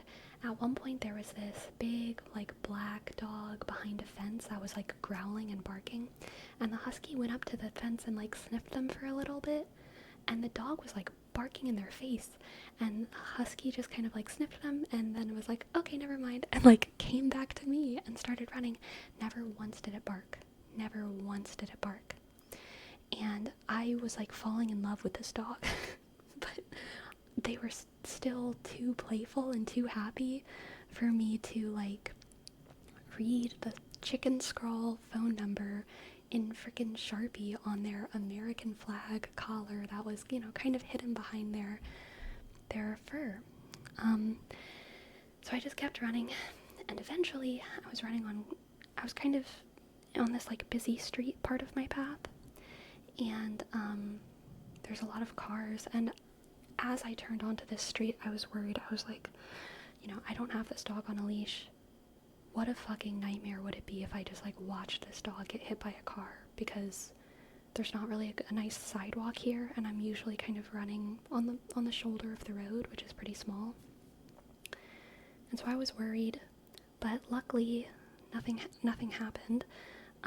But as I was running, the dog crossed the street, which honestly, there is a patch. This street is, I'm on it for a pretty short amount of time, and one side of the path has a sidewalk that ends abruptly, and the other side of the path doesn't have a sidewalk but leads to the next sidewalk that I want to turn on. And so I usually run on the side where there's not a sidewalk, because the side where the sidewalk ends abruptly ends in like a gutter, and it's like very inconvenient to run around.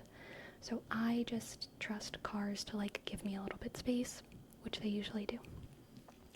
The dog wanted to run on the sidewalk because clearly it is very well behaved. And so I was running on the side without the sidewalk out of habit, and the dog crossed the street to go to the sidewalk. Incredible, incredible behavior. And then in front of me, there was someone else walking their dog towards me, also on the non-sidewalk side. And they said, "Hey, is that your dog?" Probably about to say, like, "You need your dog on a leash here. It just crossed the fucking street." And she had like a little, like a mid-sized terrier kind of dog. I'm not exactly sure. And I was like, "No, it's not my dog. I've been running with it." And she was like, "Okay, well, like, let's see if we can, like, get it to calm down." So then she started trying to calm it down. We still couldn't get it to, like, chill enough for us to read the name. She asked if I could hold her dog while she went to try and chase this dog, and I was like, okay. She was older than me, and I could tell she was, like, really impassioned, but I could also tell that she did not. The dog liked me more than it liked her, because I kept, like, running away from her. But I was holding this girl's dog now, which was also super well behaved. And then there was, like, an influx of cars on the streets. You know how the cars, like, come in packs sometimes? There's an influx of cars, and so the lady went to the middle of the street and, like, did like this, like, stop. And so there was, like, a buildup of cars, all with their hazard lights on, and she was trying to tame a dog in the middle of the street, and I was just like, oh my god, I didn't want this to. Like, I could have just kept running and brought the dog to the stream, but now we're all stopped in the middle of the road, which is probably good. She has a lot of passion, and she's very insistent about, helping this dog. So that is the circumstances for about 30 seconds until I'm in such a dog-friendly neighborhood. People start getting out of their cars. So now there's like a buildup of cars, people getting out of their cars and trying to help the dog. So then there was like a pack of people chasing this dog. And at that point, I was holding this other girl's dog. And I was like, I can't chase the dog anymore. And now the dog is being chased by a pack of people. This is actually kind of sad and horrible, and I can't even see it anymore. They're like over a hill. So I just had to wait with this other girl's dog, and probably about 3 or 4 minutes passed before I saw her come over the hill again, and she was like, "Oh, thank you for holding my dog." And I was like, "Yeah, no problem. Were y'all able to see the number?" And she said, "No, but someone over there, they stopped, and it was a girl, and she said she had treats in her car, so now she's dealing with him, trying to get him to eat a treat." And I was like, "Okay." And then she was like, "Thank you for holding my dog." And I was like, "Yeah, no problem." And I gave her dog back, and I kept running, and that was the end of the story. But, like, man, I do kind of wish I was able to just run that dog tired and get it to the stream and figure it out myself, because it wouldn't have ended in all of this chaos. But hopefully that dog was able to find its owner. Do you think they called the owner? I hope that the dog liked those dog treats and was able to calm down enough. But yeah, the dog lost me. I couldn't chase the other dog whenever I was in charge of holding the lady's dog. So that was that. Alright. Now we have a word wrap for Angel for Twitch unit. Oh wait. Angel XD. Angel XD.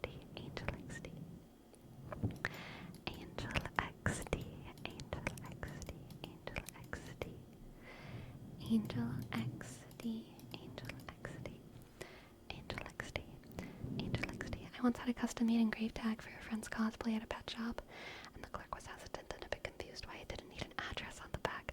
But what if it runs away or gets lost? I was fumbling my words and had to reassure them this special breed was extremely docile. Very good. Extremely docile, I'm sure. Angel XD. Next time, try calling animal shelter. They can handle the situation and usually do a good job at finding owners. Yeah. Angel XD, Angel XD, Angel XD, Angel XD. Lair, thank you. Thank you, thank you, thank you. Thank you for your sub. Thank you for your sub. Thank you, Lair. L-E-shk, arshk, L-E-shk, arshk. Lair, thank you for your 3 months. Husky's getting tired. Didn't they pull sleds in the north? Aren't they half wolf like the one in the movie Balto? I think it was a little bit less than a husky. It might have been half husky, half something else, because it seemed smaller than a husky. But it was colored like a husky, and it like looked like a husky. Either that or it was just young. Young is also a possibility, although for it to be so well behaved, I doubt that it was like a puppy. It didn't seem like a puppy. I don't think it was a puppy. I'm pretty sure it was full size. But they were already tired when I found them. Like, you could tell they were like looking for food and water, but they were also so happy and so sweet, and they just wanted to like play and run next to me. And so they needed to be more tired before I could read the name on their collar. Hello, Mocha. They were hoping for sustenance while running. Yeah, I have been thinking a lot. I originally had this thought. I mean, not originally. I feel like I've thought about this at various points in my life. But it's been more on my mind lately because the spring is coming and my walks tend to be more full of animals. There's lots of bunnies and chipmunks. There's a lot of chipmunks in Oregon right now, which is super cute. But there's bunnies and there's chipmunks. Every now and then you see a deer and, of course, dogs. But it's been really on my mind lately, like just how bad humans are at navigating terrain compared to animals. Like, we're so slow, obviously, but then even on top of slowness, like, we have so little grace when it comes to just like randomly hopping on rocks and jumping over rivers and making little circles and like climbing trees. Like, we can do so little. Like, a lot of the path that I walk is like uphill, and I'm like, ugh, how tiring. Which is like insane. Like, animals can like just like they can run so easily, hop from stone to stone to stone in a river without breaking a sweat, you know? They can jump from branch to branch in a tree. And I'm like, uphill. It's just humans are so bad at being animals. Humans are so bad at being animals. Human bipedal life, truly. It's so cringe, so cringe.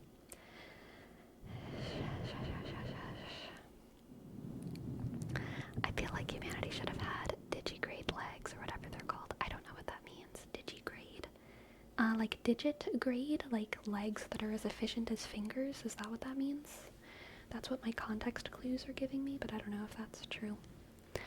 Once I went to the beach for a few days and I was staying at an apartment complex and was there with family. I took my dogs too. One of my cousins took the leash off one of them while she was laying by the porch, and I later realized that she ran away, and I was so sad because I thought I had lost my dog. But like 40 minutes later, I got a call by someone that found her walking on the side of the highway, so I rushed to get her. Yeah. Once my family lost our dogs for 2 days. 2 days, or no, we just had one dog, but she was gone for 2 days, and we were convinced at that point that we had lost her forever. And then the next morning we woke up and she was just barking at the door saying, "Let me in, I'm hungry." And we were like, Mara, that was her name, Mara. And like, oh my god, Mara, just seeing her, she was a little dachshund, and like just seeing her little black like dachshund body like jumping at the door after those 2 days, like nothing happened. Like, oh my god, Mara, you idiot. I love you so much. Like, oh god, I just love that dog. And she just went on a fun little whirlwind adventure, I guess, for 2 days and then came back. I bet y'all prayed a lot for her, for sure. For sure. Hot dog on the loose. Yeah. And we lived in the middle of nowhere. We lived in the middle of cane fields, okay? Cane fields. Just miles and miles of cane fields. It was a very strange temporary living situation for my family. And we were surrounded by miles of cane fields. So when we lost our dog, we assumed she got eaten by, like, there's plenty of things that eat a little baby dachshund over there. And then she just came back.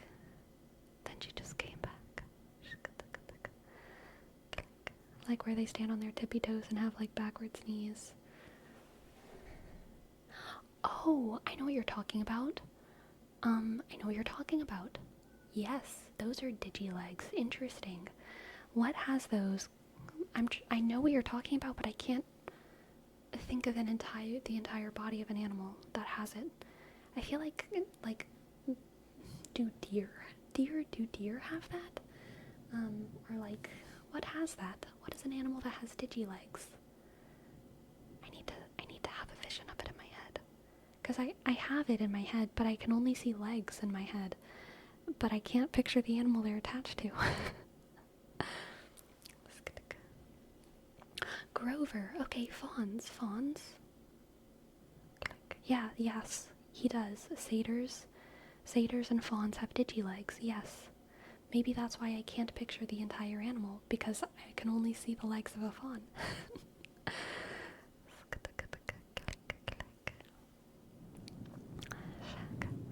How do the gorillas get their protein? They munch on greens all day.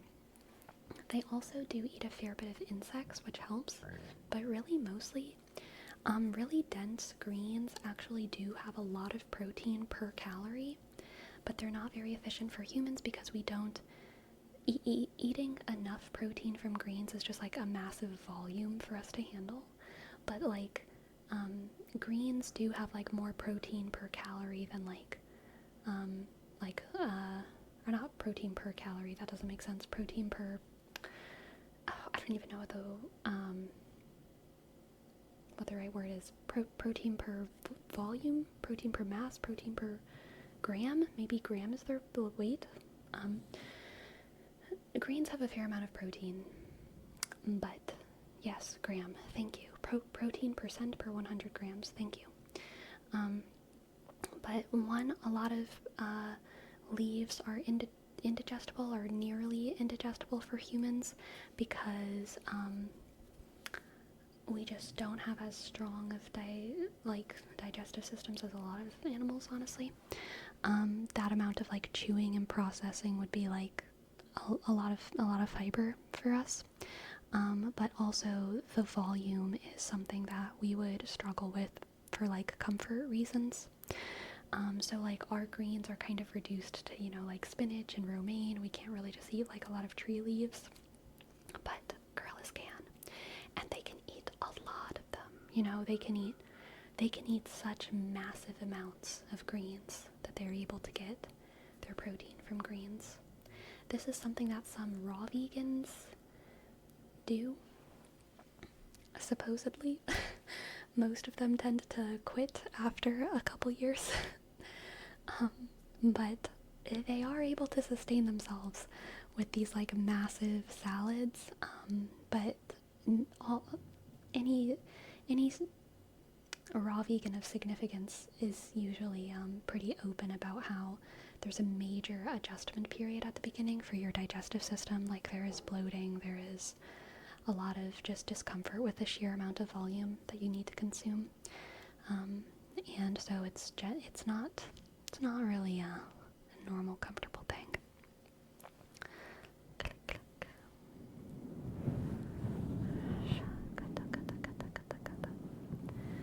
A shaved girl is just pure muscle underneath. True, because they're not eating a lot of. It takes a lot of muscle to climb trees and eat all the leaves, you know?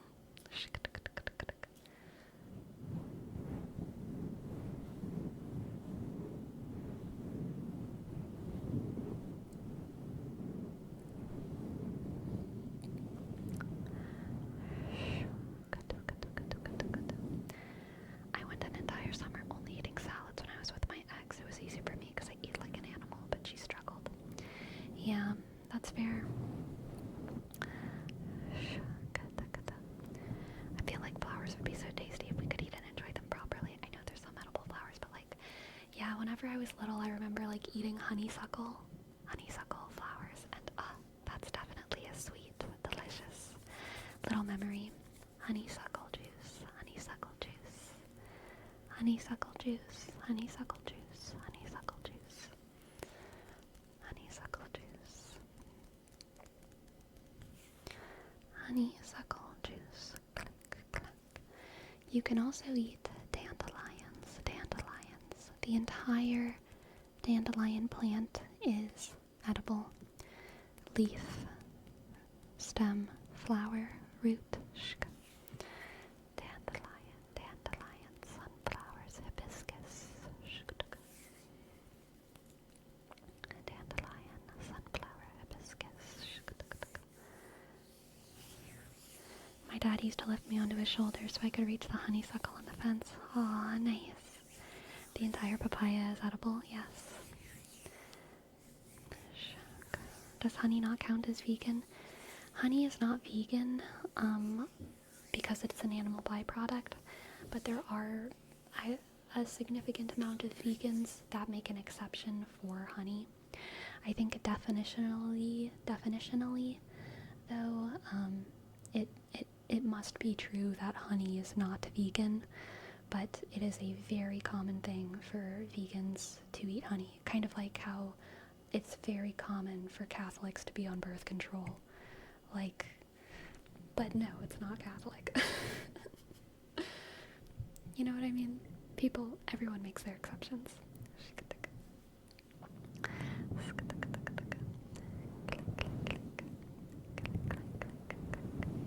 Under that definition, would vegans also drink milk?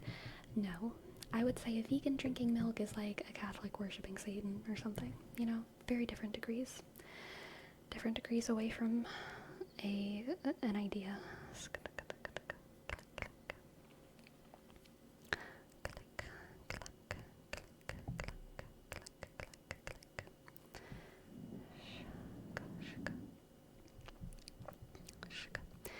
I feel like vegans against honey don't realize that, like, if bees weren't happy, they'd leave and move to a new hive.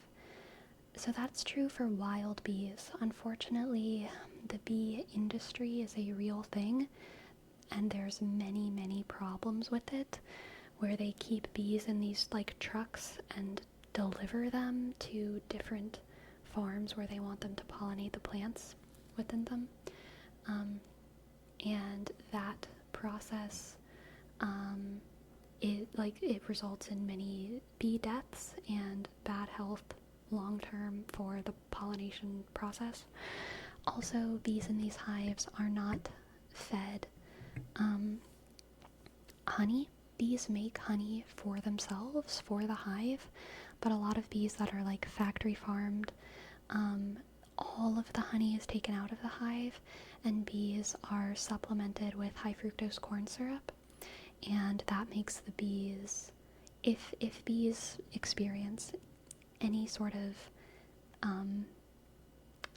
if bees have any sort of emotional reality that can be observed, then the emotional reality that it looks like we're seeing is sadness, because they move more slowly and eat more slowly and die much earlier when they are eating high fructose corn syrup than when they're eating honey. So, like, there's definitely problems in the bee industry and in bee farming that makes honey cruel. I do not eat honey. I am a vegan and I do not eat honey. I do, however, recognize that ethical honey does exist. It's just very, very expensive, and I don't bother with it, and I know that the honey used in granola bars and cereal and whatever is not ethically sourced honey. So if I see a product in the store that contains honey, I don't eat it because I'm vegan and because I know that that's not ethical honey. Or I at least believe that it's safe to assume that it's not ethically sourced honey. But honey and other products like eggs, I mean, I think it's possible to produce those things in ways that are not encouraging the suffering of animals, but it's so rare and also very expensive, and probably we could never have those products on a global scale being supplied and have it stay ethical. In order for those products to be ethically produced, they have to stay at a relatively small and local scale. So I do not eat honey. Is sugar vegan? Yes.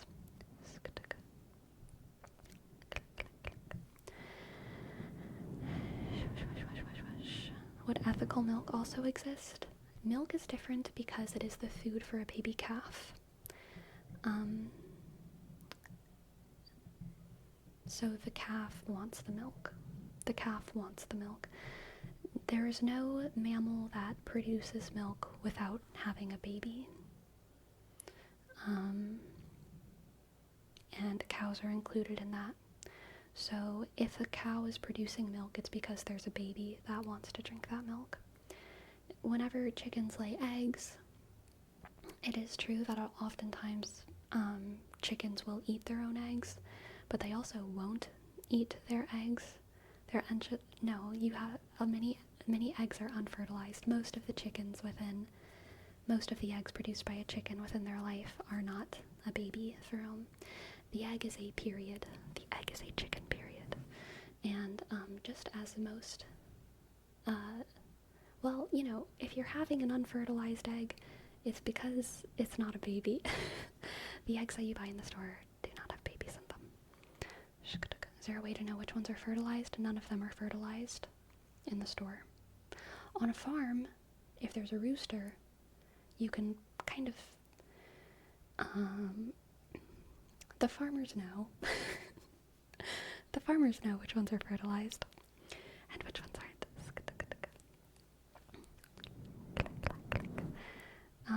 Through observation, a healthy, I think they use a flashlight. Yeah, I think that's true.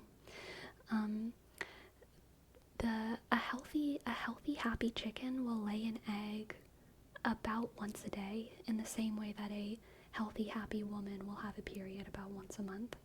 Obviously, there's like small differences, like 28 days, 31 days versus 24 hours, 27 hours. So it's not always like exactly on a day cycle. And also stress factors in the environment, a change in diet will affect the hens laying. But generally chickens lay eggs every day if they're happy, healthy.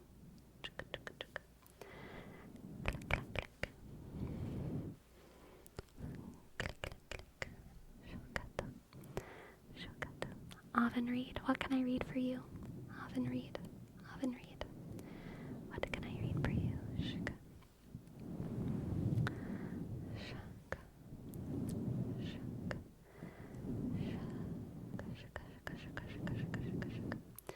We had chickens growing up. I can tell happy chicken from the egg yolk. Yes, very true. If it is a darker yolk, it usually means that the chicken has a more diverse diet of various little plants and various little baby insects. And that's what gives the yolk its color. Alright. Let's do some poetry reading for Oven Read. Jesus wept. Jesus wept. A classic. Oven Read, it is very generous of you to use a poetry reading for such a short Bible verse. Jesus wept. Jesus wept. And he did. He was a crying man. Jesus wept. Jesus wept. Jesus wept. Jesus wept. Jesus wept. Jesus wept. Jesus wept. I'd cry too if I was Jesus, like all the time, honestly. Jesus wept. Man was a Pisces, no wonder he wept. So true. So true. Jesus wept. My grandma's chicken once found a nest of mice and ran around hunting them. Makes you remember that they're descended from dinosaurs. Ah, very good, very good, very good. Very good, very good. Jesus wept. You know, crows and ravens are so smart. They're like maybe the smartest animal after humans. And there's a lot of crows where I live. I don't know how to tell the difference between a crow and a raven, so I actually don't know if it's a crow or a raven. But big black bird, you know? And I see them a lot, and like, I always just wonder what's going on in their heads. Because like dogs, I can mind read dogs. I can mind read cats like a little bit, like a tiny little bit, because they have mammal faces and their eyes move and their tails wag and their noses move. And I'm like, okay, I can see what's going on here. You're excited. You're sad. You're scared. I can see what's going on there. But obviously birds and reptiles and fish, like you can't, their faces are impenetrable. I am not evolved to understand their micro expressions. And I know that birds have an inner world because of their intelligence. Obviously it's much more simple than humans, but I mean it's much more complex than a dog's. And like, I can tell what's happening in a dog's head, but I cannot tell what's happening in a raven's head. But I know that something's going on in there. And I see them on my walk, and sometimes they're just like doing that little like butt jiggle.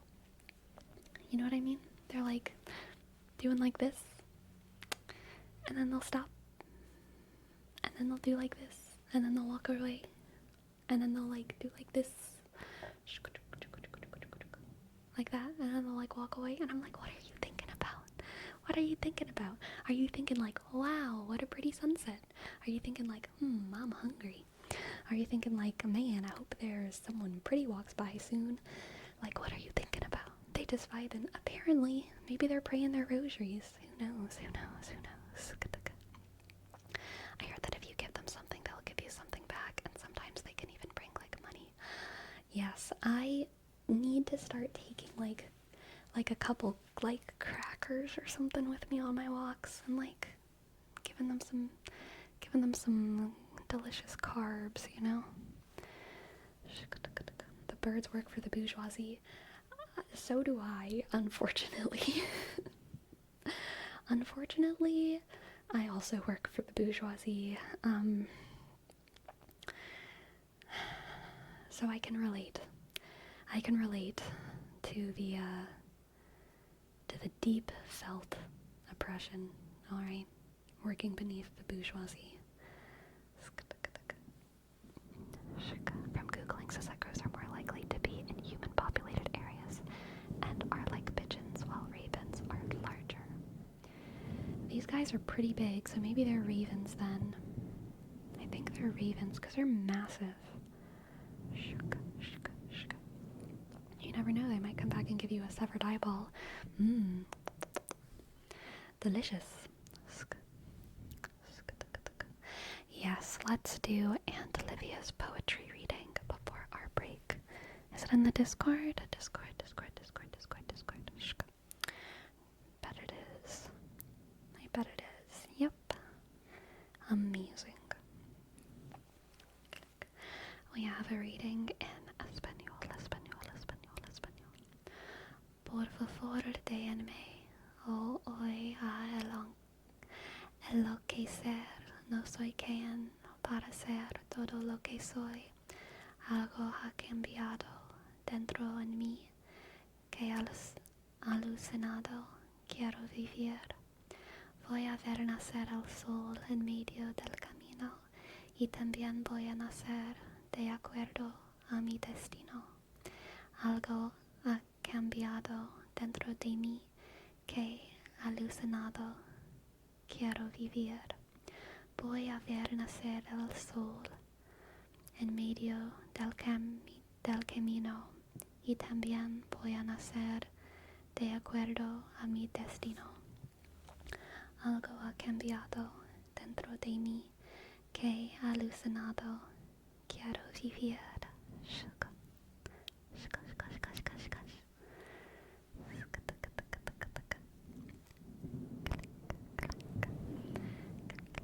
Thank you, Jiyun. Thank you. You can tell it's a raven if you hear it say nevermore. So true, so true. Alright, my friends, it is break time, so I will be back in 5-ish minutes. 5-ish minutes for more tingles. Okay, be back soon.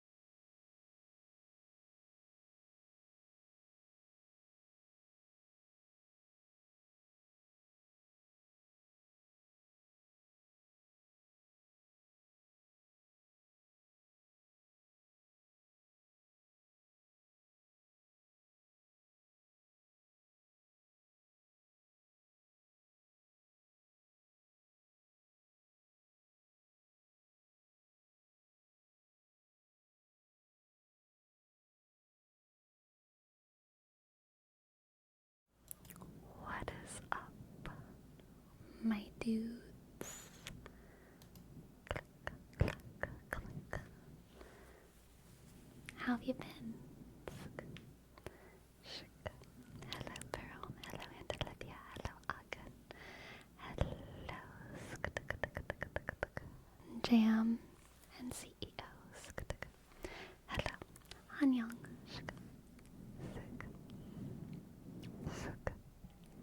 Did you get water? I did.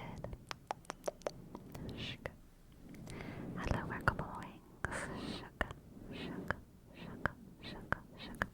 We do have fresh tingles right out of the oven.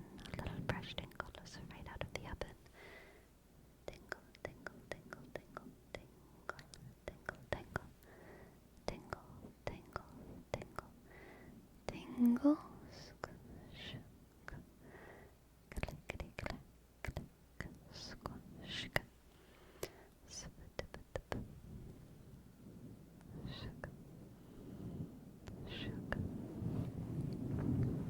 Cold or hot water? I drink cold water. Who drinks hot water? That's red flag. I do sometimes drink hot water if I don't want tea, but I want something hot, and I also don't want coffee. Sometimes hot water is nice because it's warm.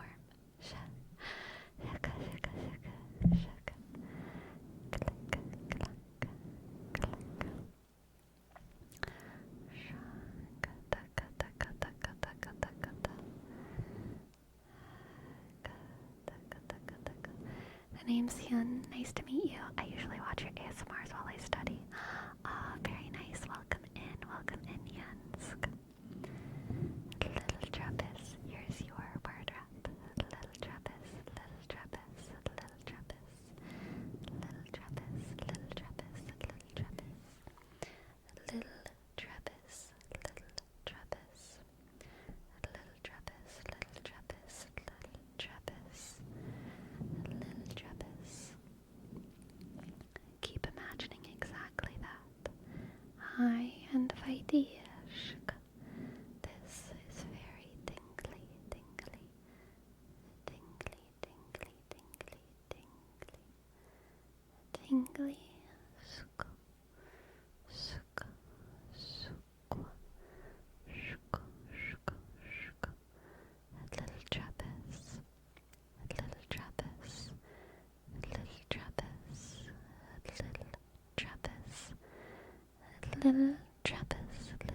Travis, little Travis, little Travis, little Travis, little Travis, little Travis, little Travis, little Travis, little Travis, little Travis. Pharaoh, what can I read for you? Shaka, what can I read for you? And thank you.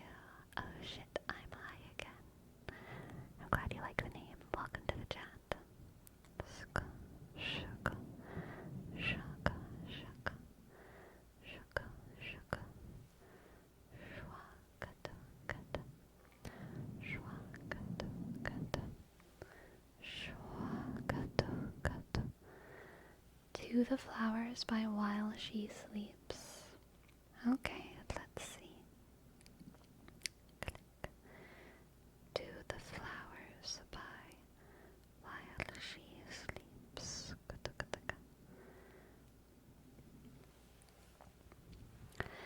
And we hope somehow through time, throughout events, through political action, through organization, that things will become more sane and healthy.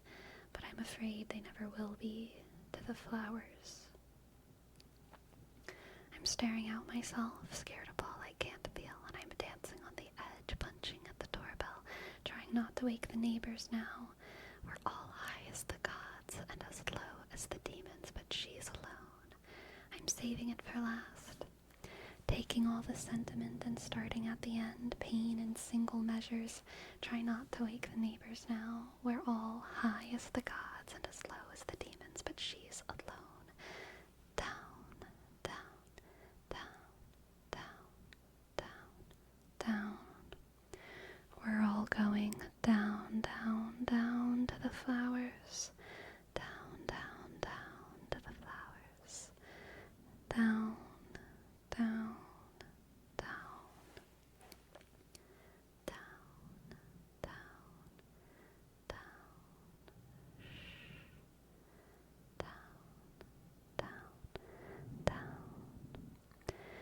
I miss the optimist who told me I need nothing, who said the consequence was equal to the moment. I wish for the start while I pray for the end. Let's take it all for granted. I know nothing's gonna change at all.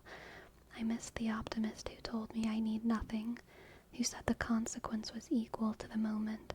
It's closing time when they turn up the lights. Let's take it all for granted. I know nothing's gonna change at all. Nothing's gonna change at all. To the flowers, nothing's gonna change at all. I really like that from. Very beautiful song. I want to know how it sounds. I'm gonna have to try and remember to look it up because I really like those lyrics. Shook, shook. The video for this song really hurts. It has won a bunch of awards. The lyrics are beautiful. The lyrics are super beautiful. Little Travis, what can I read for you? Shook. What can I read for you, Little Travis? Down, down, down. Down, down, down. Down, down, down. Down. Shook. Gold Day by Sparkle Horse. You've got it. Gold Day. Sparkle Horse. Shoo. Good morning, my child. Stay with me a while. You've not got any place to be. Won't you sit a spell with me? You've got diamonds for eyes. It's time for you to rise and evaporate in the sun. Sometimes it can weigh a ton. Keep all your crows away. Hold skinny wolves at bay in silver piles of smiles. May all your days be gold, my child. A necklace of leaves, spirits in the trees, and drowns all the clocks till there's none. Little ambient in the sun. Sk. Keep all your crows away. Hold skinny wolves at bay in silver piles of smiles. May all your days be gold, my child. Ha ha ha ha. Shk. Good morning, my child. Stay with me a while and evaporate in the sun. Sometimes it can weigh a ton. Keep all your crows away. Hold skinny wolves at bay in silver piles of smiles. May all your days be gold, my child. May all your days be gold, my child. May all your days be gold, my child. May all your days be gold, my child. Skadakadaka. Shikadakadakadakadaka. I'm thinking of a folk tale, and I can't think of the name, but it is one of those spindle stories with an evil stepsister, or I think two kind of evil sisters. I can't remember if they're stepsisters, and it's Briar Rose. Briar Rose. Did any of you read Briar Rose? That was my favorite folktale when I was a kid. Briar Rose. I think the word Briar just reminded me of that. Briar Rose. I used to have this storybook of Briar Rose, and I loved the illustrations in it. I mean, I kept it for a long time. I read it long after I was a child. I kept it in my room just because I thought it was so beautiful. Isn't that the original Sleeping Beauty? It's very similar to Sleeping Beauty, but saying it's the original Sleeping Beauty is a little bit simplistic because really similar stories have been cropping up like almost like past the point of where we have like recorded versions of them. But Briar Rose is older than the Briar Rose as a story is slightly older than like the textbook version of Sleeping Beauty that we think of today, but like very similar things to Sleeping Beauty existed before Briar Rose, and also very similar things to Briar Rose also kind of existed before the older versions of Sleeping Beauty. They're kind of like, and literally like all over kind of Central and Northern Europe, stories like this were around and have been around for like hundreds and hundreds of years. So it's hard to say that any of them are like the original, but I do think that like Briar Rose is older than like La Belle et la Bête. Yeah, yes, but very similar stories have been around for a long time. A long time. I mean, you could even say like the story of Psyche and Eros is an iteration of the Sleeping Beauty archetype, and the tale of Psyche and Eros, I'm pretty sure existed before Briar Rose, but I am partial to Briar Rose.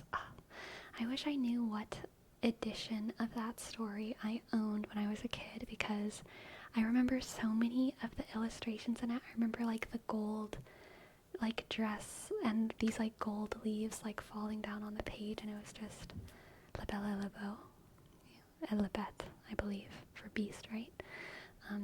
Thank you. I try to keep the fancy up when I can.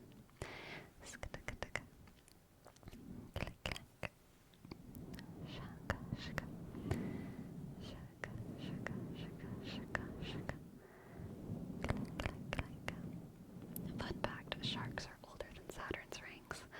Oh my god, is that true? What the? What?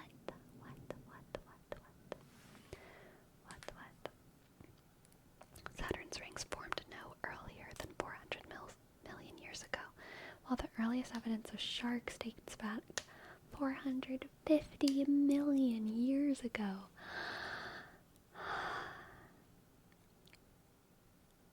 That's crazy.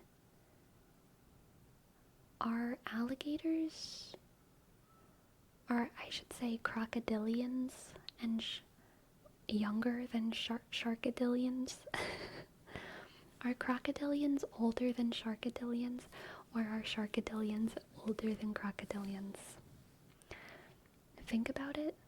My thinking says that crocodilians are older because they look weirder, but I mean, I'm kind of dumb sometimes.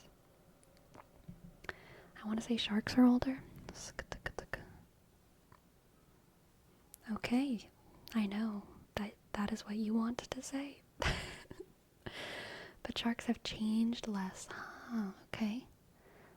I would guess sharks and their kin, maybe. Gotcha. How long did it take for you to get here? Just a couple minutes. I just got here in a couple minutes, really. Personally. Dark Spy, SCBM. What can I read for you? Dark Spy. Please don't trick me into reading propaganda, Dark Spy. You have a little bit of a scary name there. Please don't trick me into reading some kind of horrible propaganda to suit your interests. Okay, Immortality by Claire Harner. We'll see about this. Immortality, Claire Harner.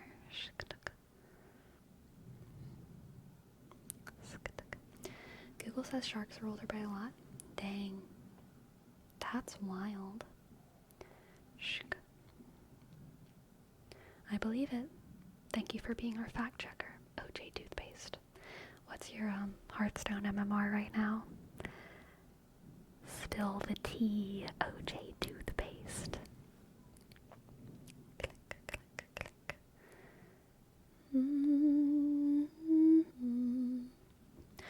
Ooh, I think I know this poem, Dark Spy. I love this one. It's beautiful. Do not stand at my grave and weep. I am not there. I do not sleep. I am 1,000 winds that blow. I am the diamond glints on snow. I am the sunlight on ripened grain. I am the gentle autumn rain. When you awaken in the morning's hush, I am the swift uplifting rush of quiet birds in circled flight. I am the soft stars that shine at night. Do not stand at my grave and cry. I am not there. I did not die. I hope that's the right poem, because that's the one that came up when I searched Immortality. But it looks like the title is Do Not Stand at My Grave and Weep, so I hope that's the right one.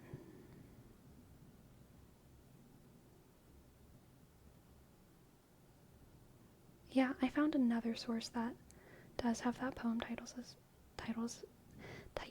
as Immortality, so I think that's it. Ah, you're welcome, Dark Spy. You're very, very welcome. You're very, very welcome. Shaka, shaka, shaka, shaka, shaka. If memory serves from the college dinosaur class, sharks perfected their form a long, long, long plus ago, and have really only just gotten smaller than they were originally.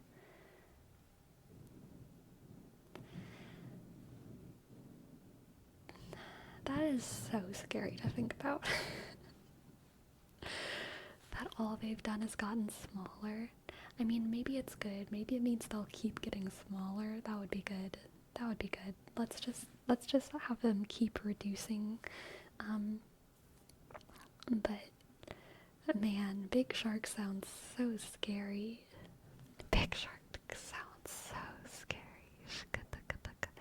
I want Big Shark to eat Big Pharma. I would be okay with Big Shark eating Big Pharma. I would just be afraid that when Big Shark get hungry, Big Shark might eat Big Whale, Big Dolphin, Big Big Bird. I don't want Big Shark to eat Big Bird. I gotta be real. I do not want Big Shark to eat Big Bird.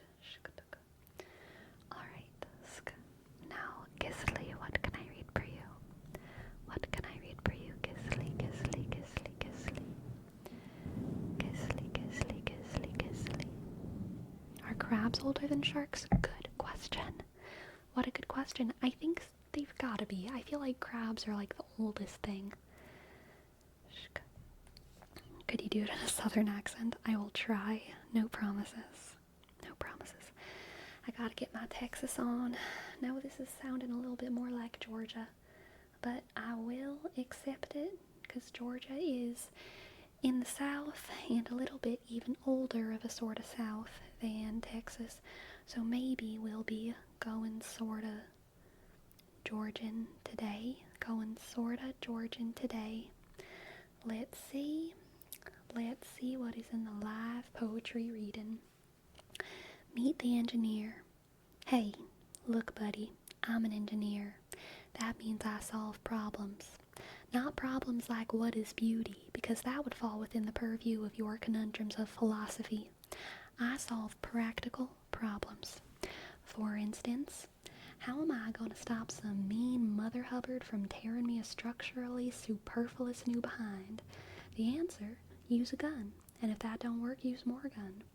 Take, for instance, this heavy caliber tripod mountain little old number designed by me, built by me, and your best hope. Not pointed at you. Shk. How's that? Did I do okay? Did I do okay? Sk.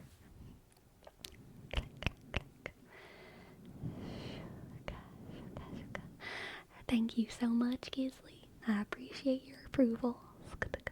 I appreciate it. Alright, now for Ferome, we have a word wrap for tiburonzote. Tiburonzote. Is tiburonzote like tiburonzon, except more Spanish rather than Mexicano? That's my guess, but I don't know. Tiburonzon doesn't exist? Well, I mean like Spanish is in like Spain rather than like Mexican Spanish. Tiburonzote.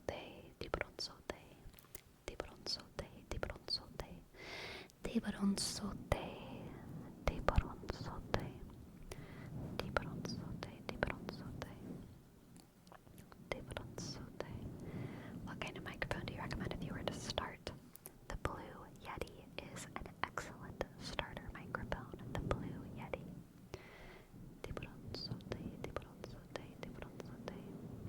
Ote for big things, Ito for small things, but zone is also for big things. Zone? It's indeed a synonym. Gotcha.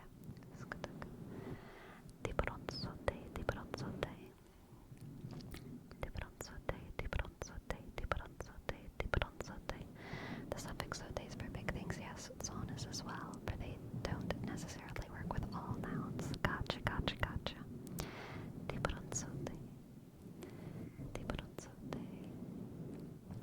Cangrejo. Cangrejo for crab. Cangrejo. I like that. Cangrejo. Cangrejo. Cangrejito. Yeah. Cangrejito or cangrezon. Cangrezote. Cangrejito. Cangrezon. Cangrejote. Cangrejote. Cangrezon. Cangrejito. Hey, Squire Nachos, focus. We're learning Spanish. Do you know how to say crab in Espanol? It's I have a sneeze. Oh my god, I have such a big sneeze in my nose. Cangrejito. Cangrejo. Cangrejo. Cangrejo. Cangrejo. Cangrejo. Square Nachos. Focus. Cangrejo. Focus. Over here. Focus. Focus. Focus. Do you see the little crab? Do you see it change from a cangrejito because of distance into a congresote? Congresote. Congresote grande. Congresote grande. Click. So long those words. Crab in Korean you pronounce K, K, K, like that. I like that.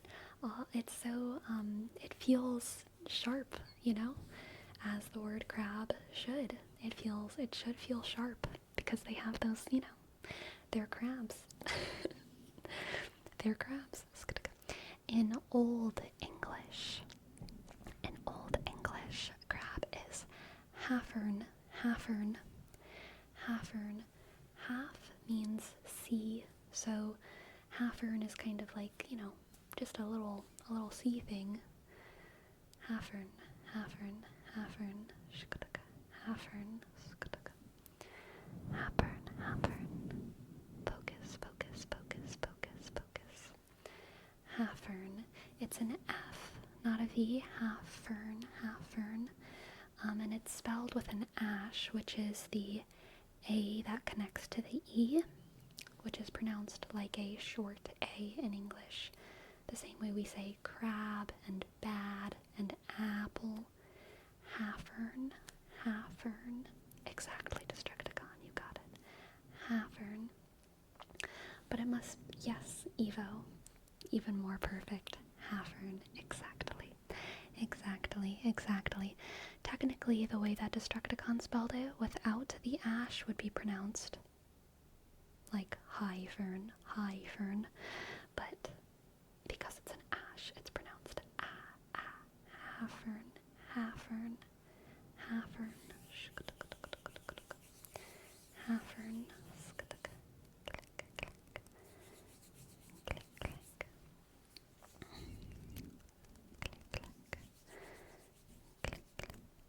Destructicon, what can I read for you?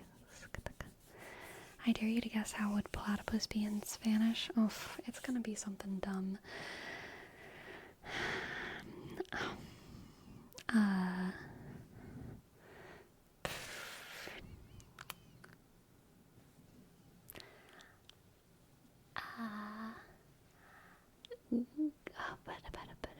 How do you say weird in Spanish? Just give me that hint.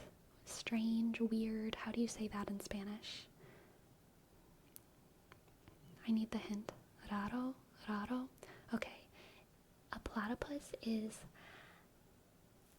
el gato raro, raro. El gato raro. El gato raro. El gato raro. El gato raro. Sí, sí, sí. El gato raro, raro, raro. But no, it is ornitorrinco. Ornitorrinco. Oritorrinco. Oritorrinco. Oritorrinco. Oritorrinco. Sí. Click. ornitorrinco in Portuguese as well. Nice. Shaka, shaka. Welcome in. I invite you. I hope we can help you get to sleep. Shaka. Alright. Let's see. Shaka. In rare in Korean is pronounced Taemun, Taemun, Taemun, Taemun, Taemun, Taemun. Oh, thank you, Vij. Ornitorrinco, ornitorrinco, ornitorrinco, ornitorrinco, ornitorrinco, ornitorrinco, ornitorrinco, ornitorrinco, ornitorrinco. There we go. I lost the N for a second. Let's see what we have for Destructicon in the Discord. Ooh. You're trying to hurt my heart here, Destructicon. Trying to just stab the knife a little bit. Despair is a sickness of the spirit in the self, and so it may assume a triple form: in despair at not being conscious of having a self, in despair at not willing to be oneself, in despair at willing to be oneself. Despair is a sickness in the spirit, in the self, and accordingly can take 3 forms. Being unconscious in despair of having a self, not wanting in despair to be oneself, and wanting in despair to be oneself. Soren Kierkegaard. Soren Kierkegaard.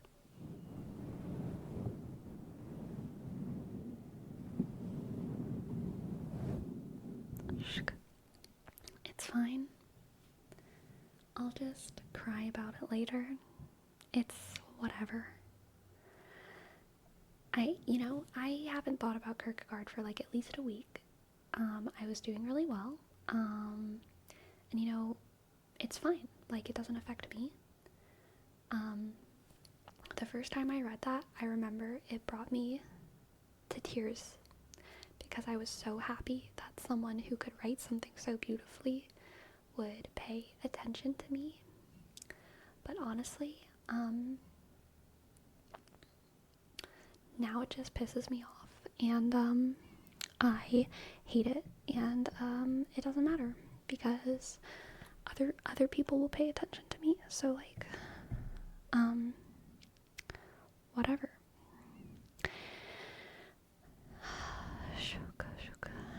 KFC Serbia. KFC Serbia. Here's your word up.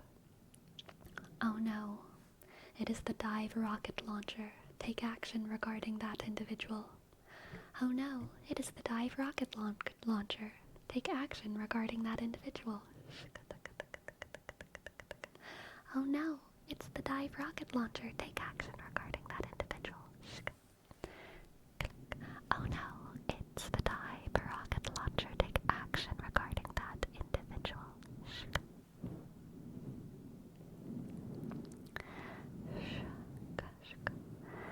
Oh no, it's the dive rocket launcher. Take action regarding that individual.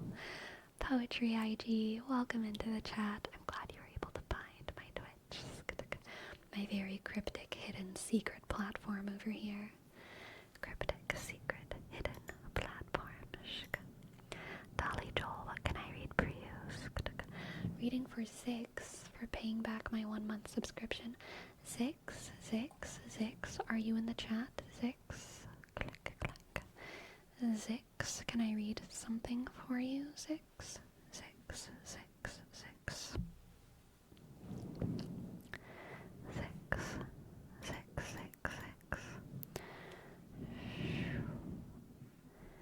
Whisper, whisper, whisper. Whisper. Whisper, whisper, whisper, whisper, whisper, whisper, whisper, whisper, whisper, whisper, I will refund your points, Dolly, and next time that 6 shows up, I think you can redeem it again. Would that be okay? Good solution? Click. And Destructicon, what can I read for you? What can I read for you, Destructicon? Destructicon.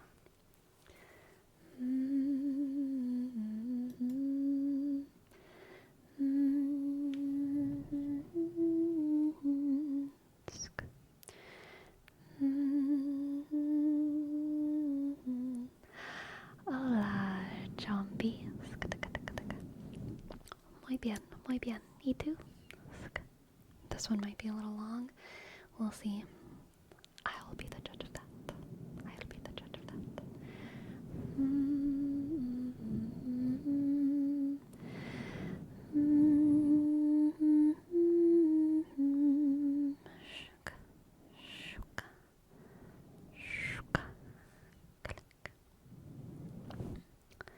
To test my intimidation. Okay.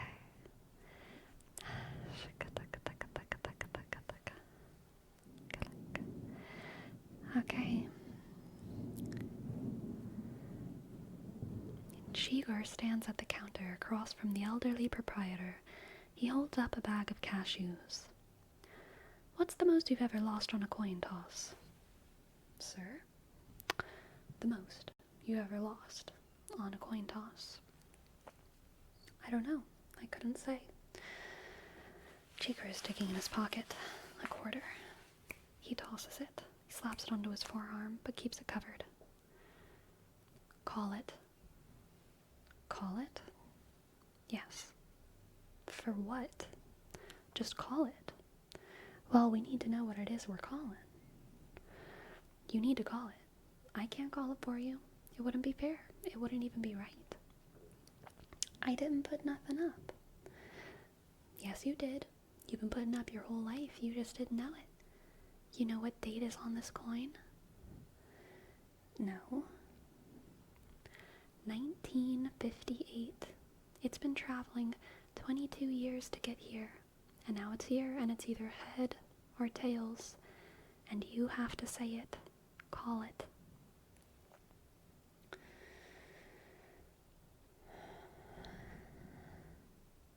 Look. I gotta know what I stand to win. Everything. How's that? You stand to win everything. Call it.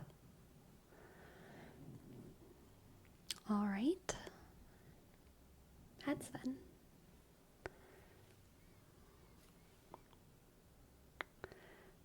Well done.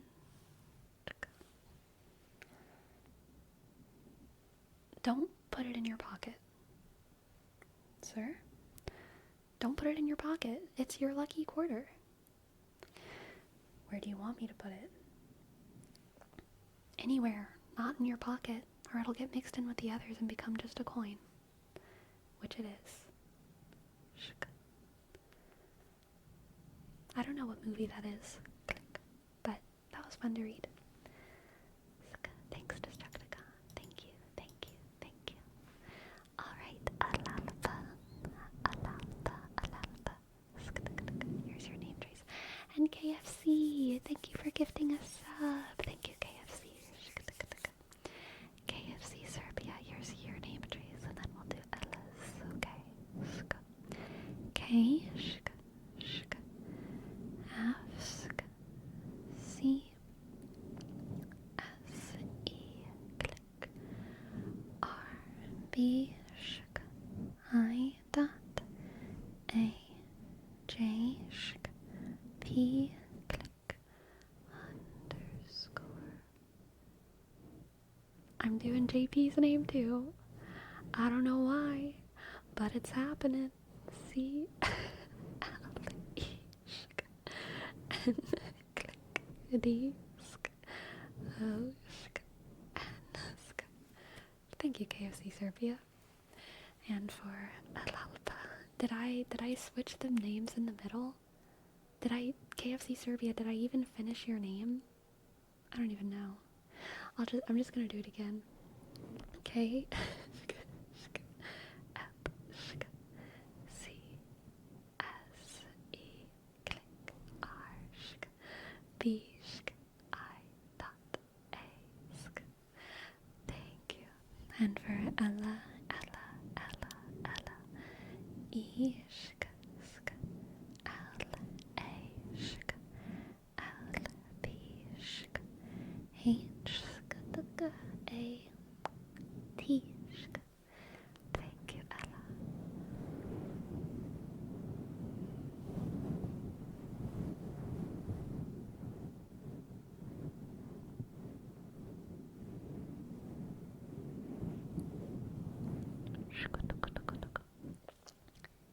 Hey, it's gonna be okay. It's all chill. Nothing to worry about. You're doing great. It's gonna be fine. It's gonna be fine. It's gonna be fine. It's gonna be okay. It's gonna be okay. It's gonna be okay. It's gonna be okay. When will the 3-card tarot redeems be back? Whenever I have the energy to do a whole bunch of tarot readings in a row. Alright, sleepy. Time to learn the Spanish word madre, which means mother, but depending on the context, what do you think con madre means? Click.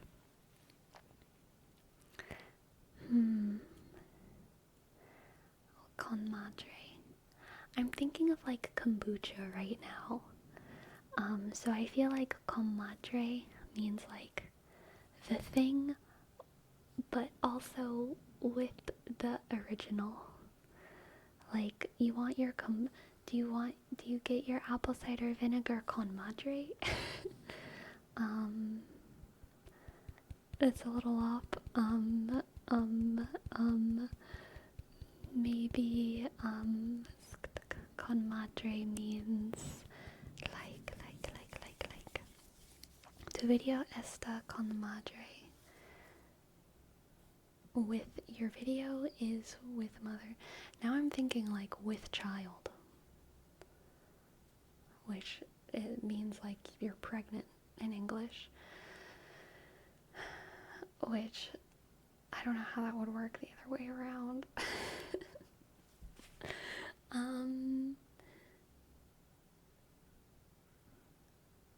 don't know. If you connect very obscure points, you can connect it to with the child. Click, con madre.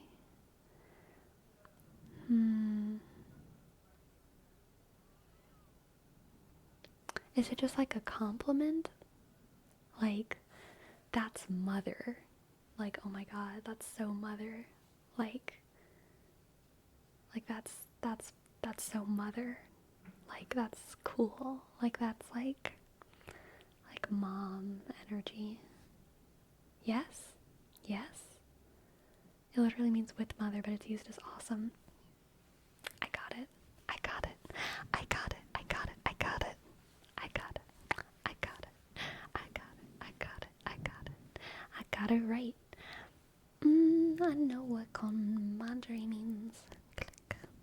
Con madre. Con madre. Con madre.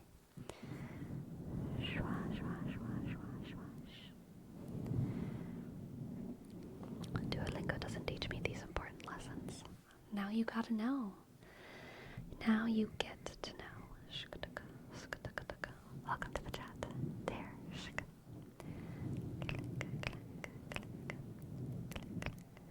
Funny enough, in Costa Rica, you can say que madre to say something bad happened.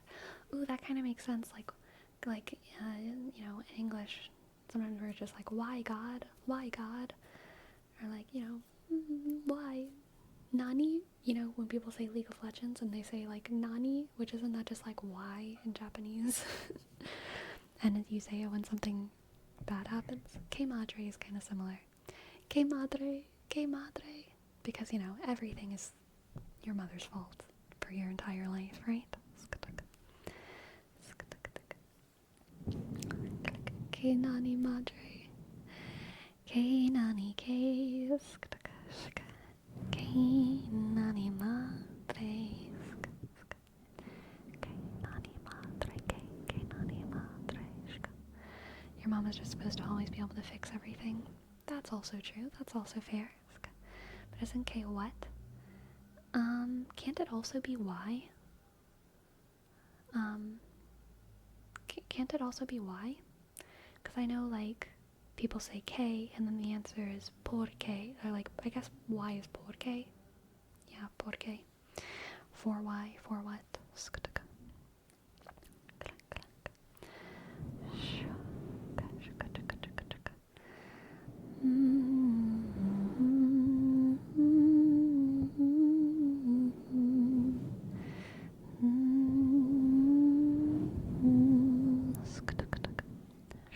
We run things pretty loosey-goosey in Mexico. I feel like a lot of languages are like that, you know.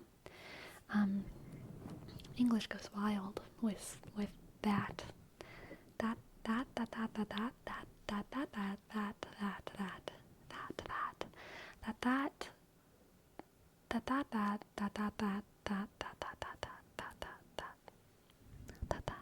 How you feeling, sleepy? Aw, JD, thanks for asking. I'm feeling good. How are you feeling? Dad? No, just that. There's also a difference between the tilde K and the no tilde K. Yes. I think you dropped your da. Ooh, I think I've heard this one before, Hyun. 안녕, 어떻게 지내세요? 지내세요? 안녕, 어떻게 지내세요? Is that okay? 어떻게 지내세요?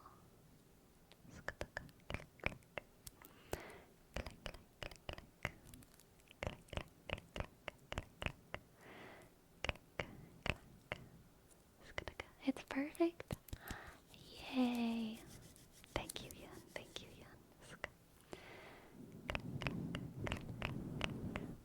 Yep, ready for Korea. Is the only thing I need to know how to say. Never mind that I don't know how to say yes or no, or where, or help, or telephone, or train station, or airport, or food, or water, or please, or bathroom, very important, yes.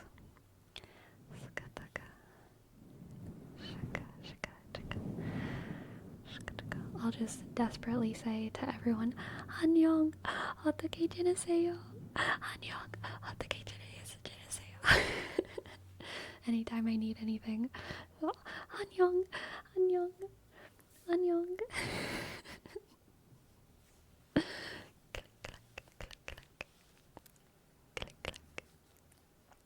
Then there's Latin, malo, which just means something along the lines of, I'd rather be in an apple tree than a naughty boy in adversity. Interesting.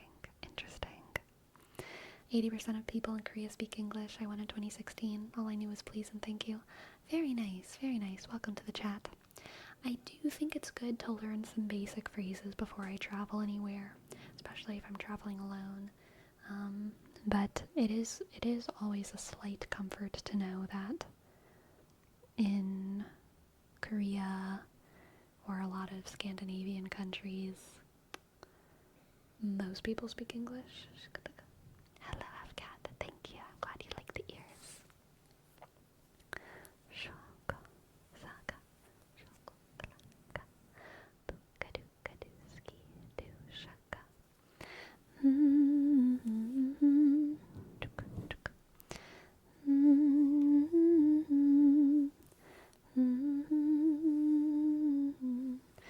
With how much you've learned with Cha, would you be comfortable traveling to a Spanish, French, German, not French? German, Spanish, yes, but honestly, not because of chat. chat has definitely helped me brush up on my skills, but I already felt comfortable enough going to a Spanish or German country for like just travel, tourism, like regardless of chat. But chat has definitely helped me feel more confident, I would say.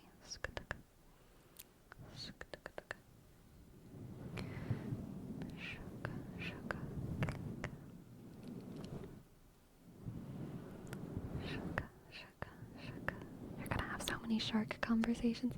I don't know if I'm gonna have shark conversations. I think I'll just have shark interactions.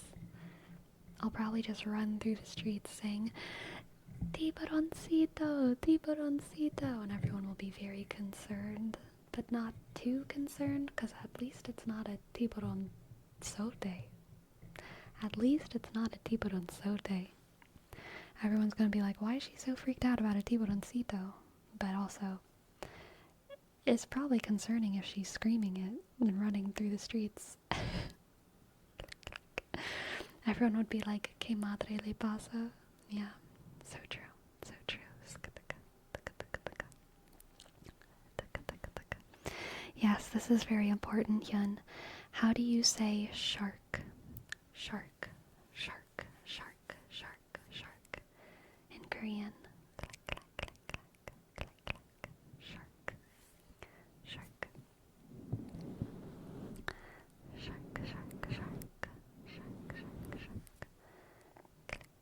Friends, Romans, countrymen, lend me your ears from Julius Caesar. Alright. We will do that. Sango? Sango? That one's easy. I like that one. Sango, sango. Sango, sango. Sango, sango. Sango, sango. Sango, sango. Sango, sango. Sango, sango, sango. Dominic. It's gonna be okay. You're gonna be okay. It's all gonna be alright. It's all gonna be alright, Dominix. Your fingernails are not too short, and you're not playing your music too loud, and the smells coming out your window from what you're cooking aren't annoying everyone, because everyone else likes broccoli too, and it's gonna be okay. And everyone understands that sometimes you forget the doggy bags whenever you're on the walk. If it just happens once or twice, it's okay. And everyone is okay with the fact that your hair is wet because it's raining outside, and everyone's hair is wet, and it's okay. It's okay. And you're working really hard, and it's okay to be proud of the work that you're doing, even if you don't always see immediate improvement. And you should be proud of the work that you're doing, because you're doing a lot of hard work every day, and every single day you're getting a little tiny bit closer to your goals, and you're gonna get there eventually. And it's okay to have treats, and it's okay to have discipline, and it's okay to be brave, and it's okay to be quiet, and it's okay to be exactly who you are every single day. And it's also okay to want to change, and it's okay to sometimes be fake if you're with fake people who don't deserve the real you, and it's okay to have secrets, and it's okay to tell the truth, and it's okay to pray, and it's okay to think that that's stupid. And it's okay to love all of your neighbors, and it's okay to hate all of your neighbors, and it's okay to breathe at the pace you like to breathe, and it's okay to snore sometimes, and it's okay to read your favorite book as many times as you want. You're gonna be alright. You're gonna get through this. You're gonna get through this. You're gonna get through this. You're gonna get through this. It's okay to not be okay. It's okay. You're okay. You're okay. You're okay. You're okay.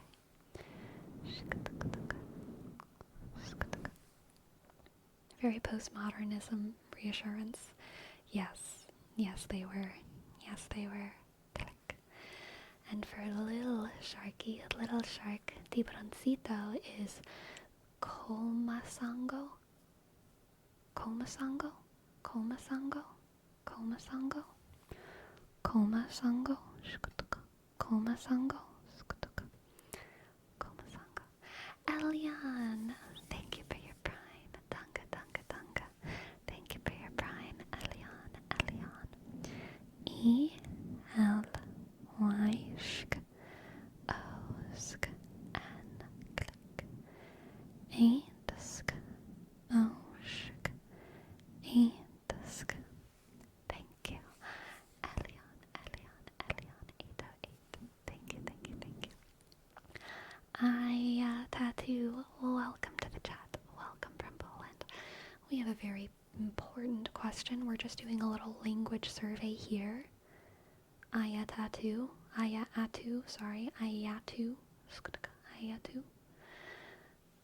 How do you say shark in Polish? How do you say shark? The little creature of the sea that is very chompy at the mouth and eats things. Yes, I did try Hyun. I believe it was Komasango. Komasango. Komasango. Komasango. For Aya, it's Reiken. Is that? I don't know how to do R's in Polish. Is it Reiken? Reiken? Reiken? Or is it like a German R, like Reiken? Reiken? Reiken? Reiken? Reiken? Reiken? Reiken?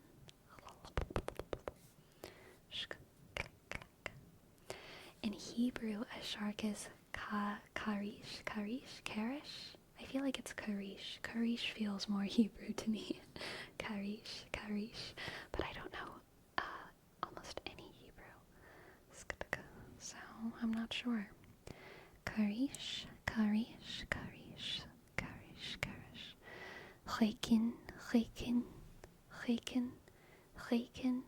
Reiken. In Polish. Reiken. I guess Reikin.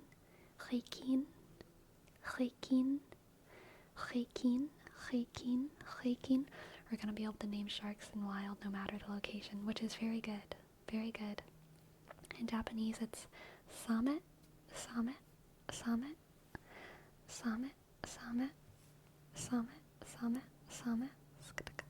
Please watch the Pehe Lagarto scene from Monsters Inc. It's a masterpiece of comedy. The voice actors killed it in that movie.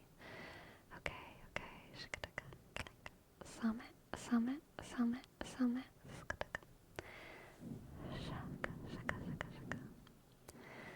Lil Sharky Tiburoncito Sango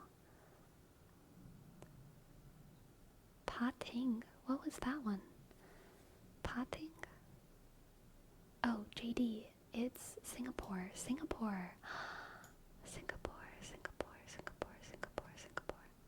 Pating. Thank you so much for chiming in, JD. Pating. Samet. Reikin. We need pronunciation help, perhaps with the Hebrew. Karish. In Irish Gaeliga, it's Shiork. I bet it's Shiork, but I'm not sure. Yeah, Shiork. Excellent. Shiork. And then Haifisch for German.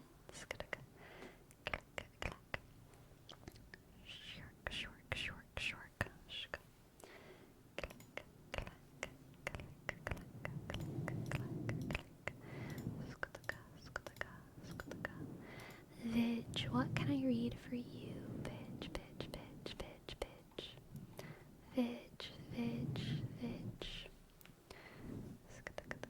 Singaporean. no, it's Filipino. Oh no, I'm getting my countries mixed up. I'm so sorry. I'm so sorry, JD. In my heart, I was thinking of the Philippines, but my mouth just said Singapore. I'm so sorry. I'm so sorry. That's such a problem of me. I'm so sorry. I'm so sorry. Please forgive. Please forgive. Please forgive me. Please forgive me. In Hebrew, your internet name is Tamid Kimat Riduma. I don't know any pronunciation rules in Hebrew. I have no idea how to pronounce like any of these letters with a Hebrew dialect. Tamid Kimat Riduma.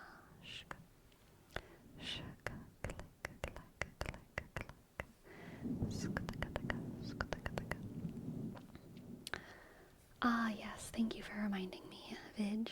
We want friends, Romans, countrymen's from Shakespeare.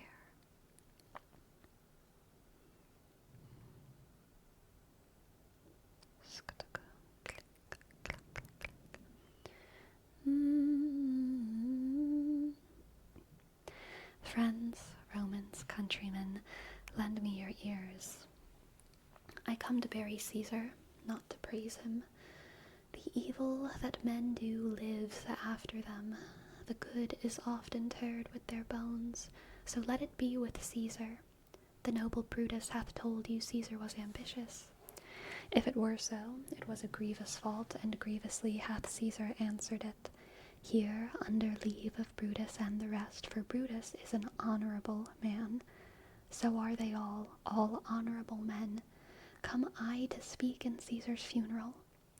He was my friend, faithful and just to me, but Brutus says he was ambitious, and Brutus is an honourable man. He hath brought many captives home to Rome, whose ransoms did the general coffers fill. Did this in Caesar seem ambitious? When that the poor have cried, Caesar hath wept.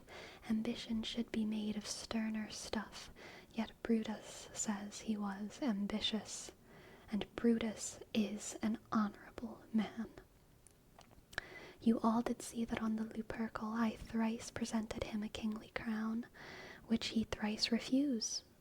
Was this ambition? Yet Brutus says he was ambitious, and sure he is an honourable man. I speak not to disprove what Brutus spoke, but here I am to speak what I do know. You all did love him once, not without cause. What cause withholds you then to mourn for him? O judgment, thou art fled to brutish beasts, and men have lost their reason. Bear with me, my heart is in the coffin there with Caesar, and I must pause till it come back to me. Ah, berry pun, berry pun, berry pun.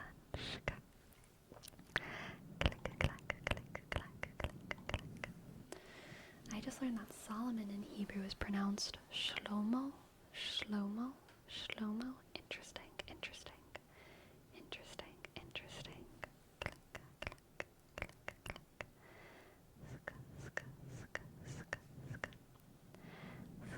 Thank you. I'm glad y'all enjoyed. Prato is a word in Portuguese for dish plate. Prato, prato. Very nice. Great interpretation. Did you know the text?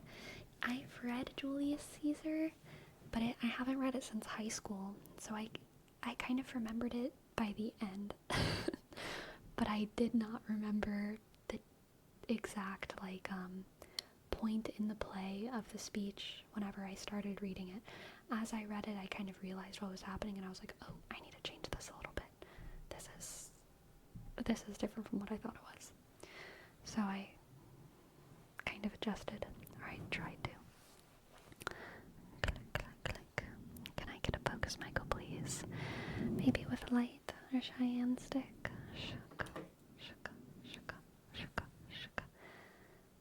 Michael? Focus.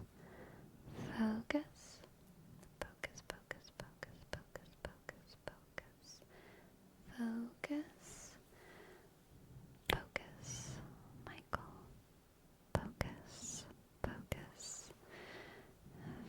focus. Focus over here. Focus as I move across the screen. Over here. Focus. And around the edges. I want you to focus. Focus. Focus. Focus, focus, and focus. Michael. Focus, focus. Focus, focus, focus.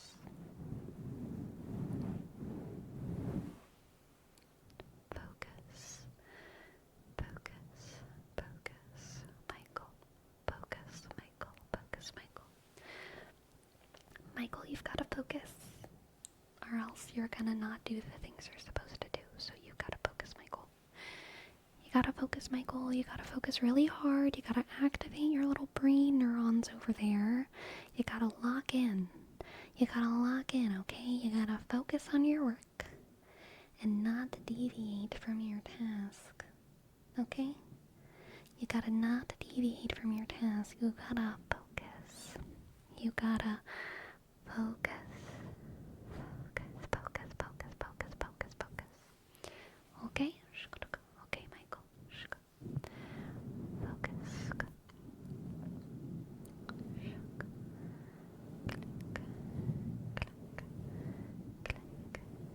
Is that something you learned in theater?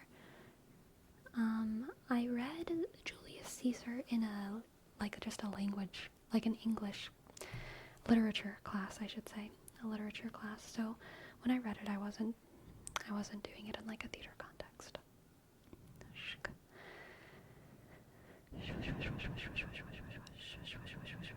Ooh, thank you, Aya, for this. You have nice ears in Polish. I don't know how to do the L with the line through it. Ladne masz uszka? Uszka? Is that how you say it? Ladne masz uszka? Maybe. Born to dilly-dally, forced to lock in. Yes, the fate of click all dilly-dallers. Click, click. You're very welcome, Sanjobe. You sound like a female Joker for a bit. Beast.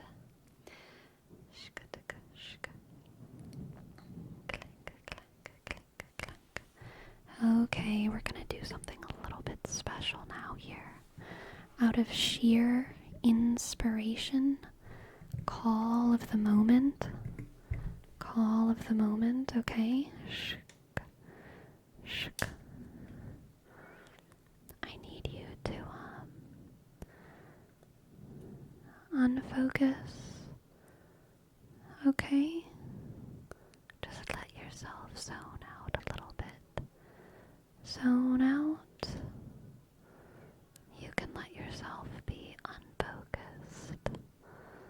You can let yourself be unfocused. Unfocused. You can let yourself be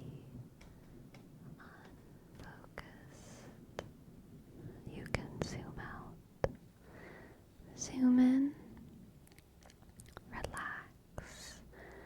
Let yourself relax. Let yourself fall over a little bit. Let yourself fall back a little bit. Let yourself unfocus or focus, unfocus, focus. Let yourself fall back a little bit. Let yourself fall forward a little bit. Focus, focus, unfocus, relax. Zone out, zone out, zone out. Zone out. Unfocus. Or focus.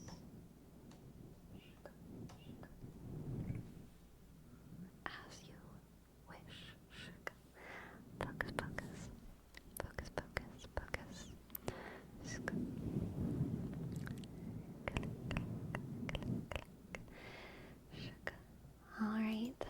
have a Korean word for go do your things. Hyun kase noe iru hera.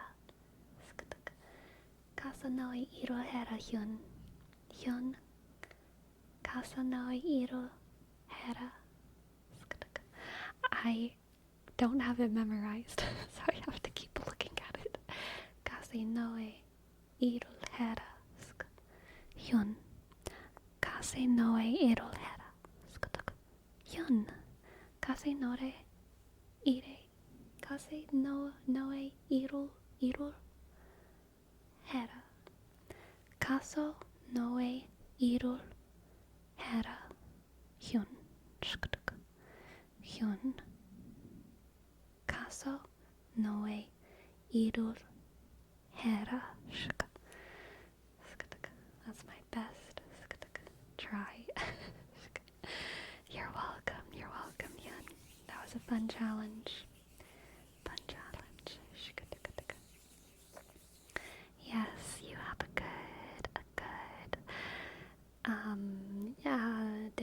day, afternoon, evening, whatever you are up to, have a good one.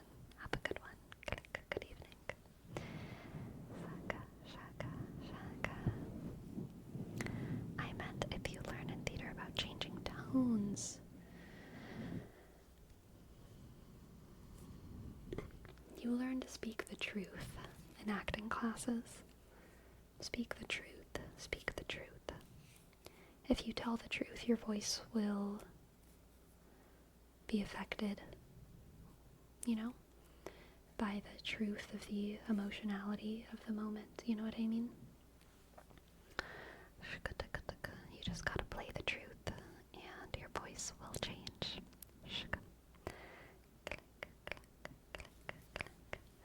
Sleepy, I highly doubt you remember me mentioning my situation and how I was done with them, but we're actually so back. Heck yeah. Good. Congratulations. I'm excited for you, Spooky Fish. Good stuff. Good stuff.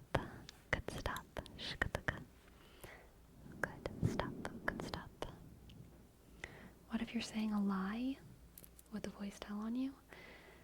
Yeah, it would be like bad acting. If you're lying, it feels like bad acting, for sure.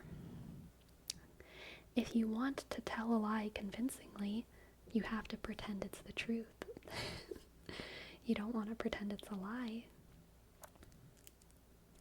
If your character is lying on purpose, it depends on the character, it depends on the context, but you always tell the truth of the character. Tell the truth of the character. If the character is playing a lie, if the character is telling a lie, then what is the truth of that experience for your character? Do they tell lies all the time? Is it really casual for them? Is it a lie that is scary to tell? Is it a lie that is risky to tell? Have they not told a lie in many, many years? Are they telling a lie to someone who they love more than anyone else in the world? Then that character telling a lie would be different from that character telling the truth, but either way, the actor is telling the truth. The actor is telling the truth of the moment, which is, this character is nervous and telling a lie. That's basically what was happening in that speech, although I didn't actually realize it towards the end. It wasn't exactly a lie, but there was criticism towards Brutus's honor. In the words, Brutus is an honorable man. There's a sort of questioning of whether or not Brutus is an honorable man in the speech, like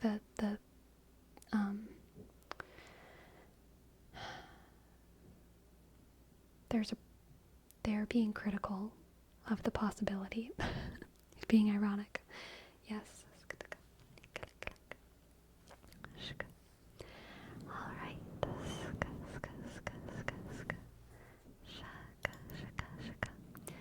Now we have a word wrap for BNB for Drosera spatulata. ¿Qué es trocera spatulata? Trocera spatulata. Shka. Trocera spatulata. Trocera spatulata. Skutaka. It gets more and more ironic the further you go. Yep. Shka. Why don't you put subtitles on your videos anymore? It's not me, but it also is me.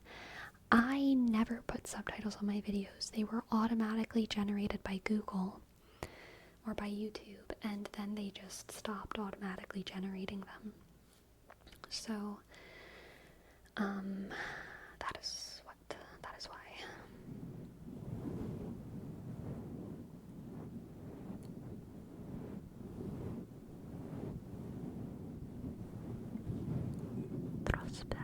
Trocera spatulata.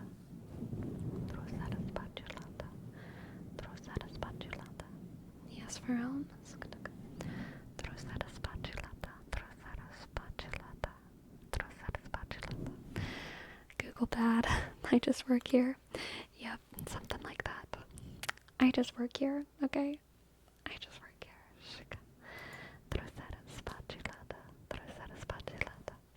Trocera spatulata. It's the name of the sundew plant I'm getting. Oh, that is lovely. I'm so excited for your new plant. I know you're gonna take very good care of it, PNB. I know you're gonna take it all the way into happy plant adulthood. And it will be delighted that you are its plant parent, okay? For apple hunter, we have a word up for coconut socks. Coconut socks. I remember reading that they weren't interested in supporting subtitles anymore. That sucks, because I also like watching videos with subtitles, like even ones in English, fairly often, and also ones in other languages. Coconut socks. Coconut socks. Coconut socks. Coconut socks. Coconut socks. Coconut socks. Coconut socks. Coconut socks. True, Winnie baby. True. It is not very accessibility. It's, dare I say, unbased and also not slay. Coconut socks. Coconut socks. Subtitles are there so you can tell what they're saying when eating chips. Yeah, when eating apples. Coconut socks. Coconut socks. Coconut socks. Coconut. Socks, socks, socks. Coconut. Socks. That's one of the ways I learned English, by deliberately disabling subtitles to force myself to try and understand what people were saying. Yep. The anti-pog. True. True. Or maybe even carrots. Love a good carrot crunch. Love a good carrot crunch. Click. Coconut socks. Coconut socks. Coconut socks. Coconut socks. Coconut socks. It's very not con madre of Google, okay? No con madre. Google es no con madre. Google es no con madre. Google es no con madre.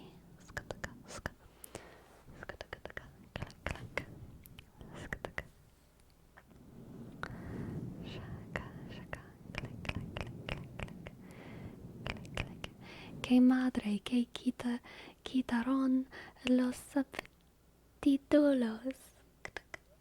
Subtítulos. Los quitaron. Que madre que quitaron los subtítulos. Carrots are apples.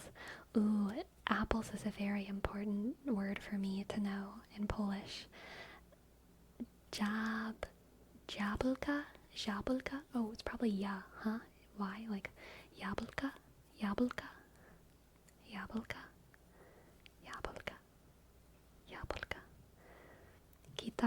Quitaron los subtítulos.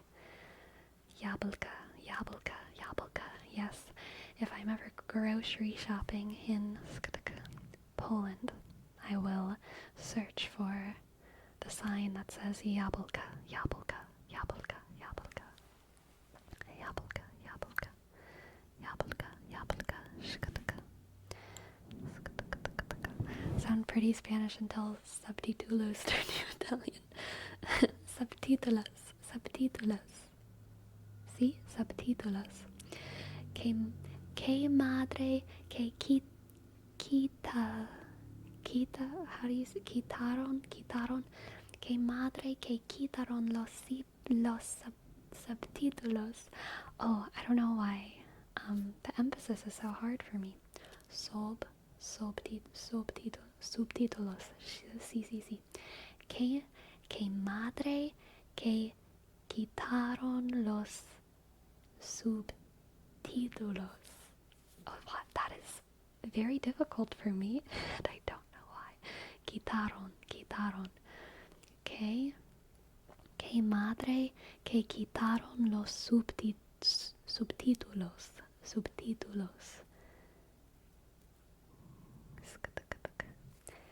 Que madre que quitaron los subtítulos. Que madre que quita. Que madre que quitaron los subtítulos. Sí.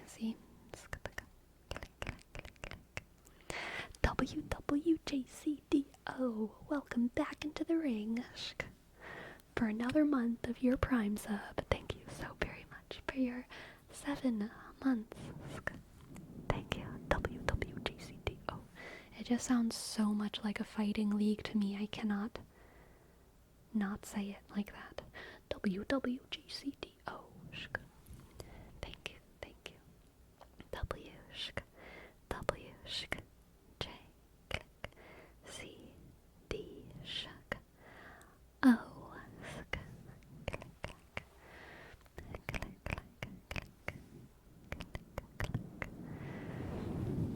Our local radio station. Oh yeah, I could see that as well.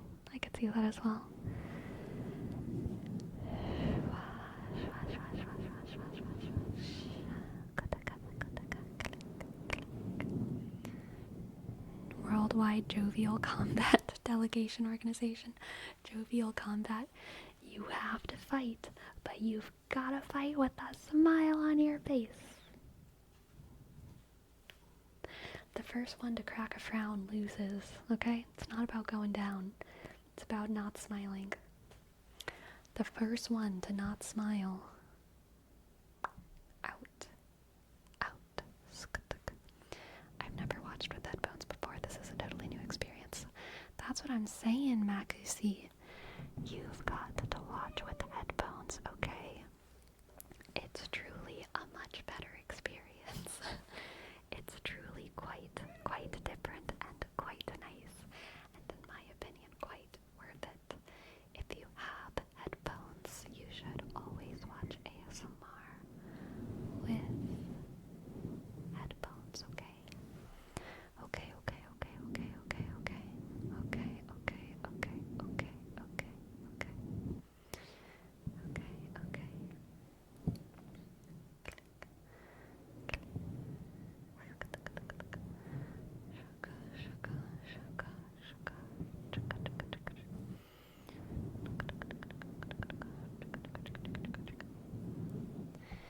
I only watch ASMR while driving. Interesting.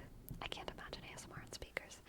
There are some people who I watch on speakers, especially if I'm just browsing, but then like once I find a video I like, I'm like, okay, time to put the headphones on. You know what I mean?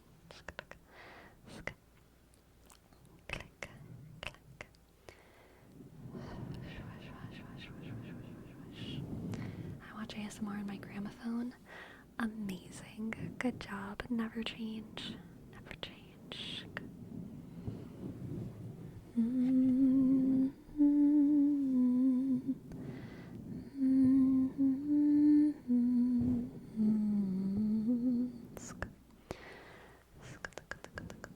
Imagine watching ASMR with my wall phone. Renting out the IMAX theater for ASMR, so extremely close personal attention. Ladies can have faces 50 feet tall. Good.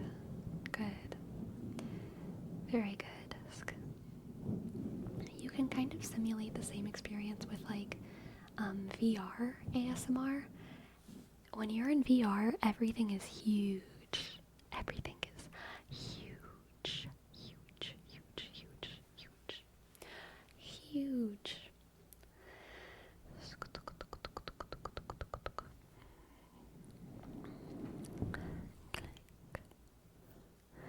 I watch ASMR with the hollowed out rock. How very original of you. How very resourceful. I just plug my ASMR into a potato. It's very tingly. Very tingly, very tingly, very tingly.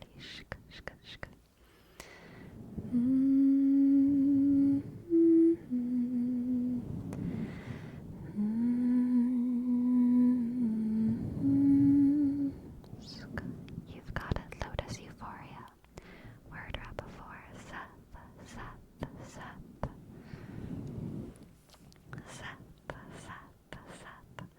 I watch ASMR through a smart fridge. Dang. Click, click. That's pretty cool. That's pretty cool. Seth. Very convenient to have your ASMR and all your snacks in the same spot.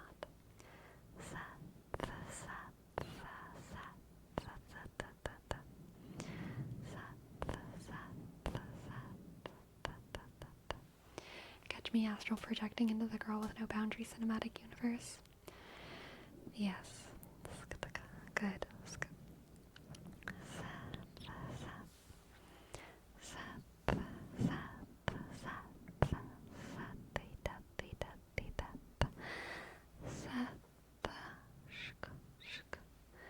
So when Sleepy's fridge turns on, you hear fridge sounds through your fridge. Oh my gosh, JD, it's like we get to share a fridge. We get to share a fridge.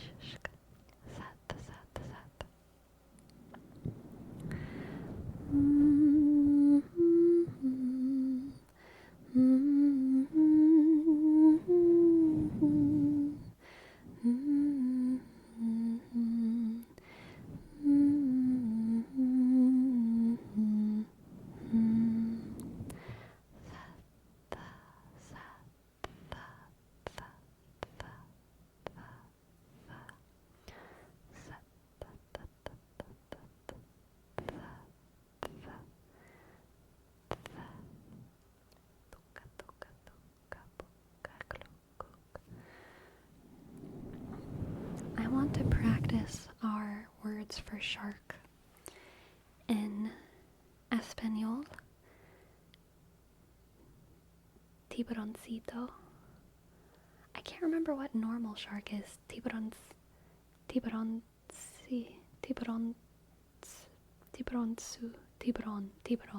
Okay. Tiburon. So in Espanol, tiburon. And then in German, haifisch. And then in Polish, rekin. And then in Korean, sango. And then in Japanese, sume, I think. And then in Hebrew, karish, which I do not know how to pronounce.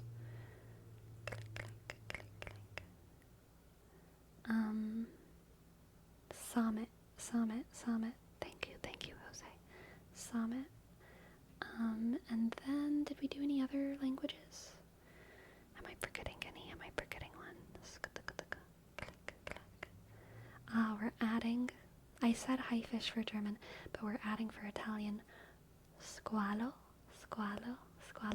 Oh, we did, Gaeliga, which was shork. So we have shark in 8 languages. Shark in 8 languages. Rekin in French. Rekin. So in French and Polish, is it like literally the same? Rekin, like pronounced. Rekin. In Esperanto, it's Charco, charco, charco, charco, charco, click. Rekin, gotcha. And charco. We have 9 languages, and then in English, it's shark. So we have a clean 10.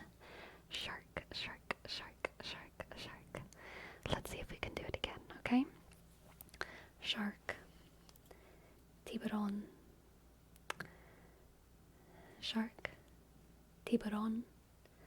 Haifish. Sango. Same. Rekin. Tarish. Charco. Charco. Which one am I forgetting?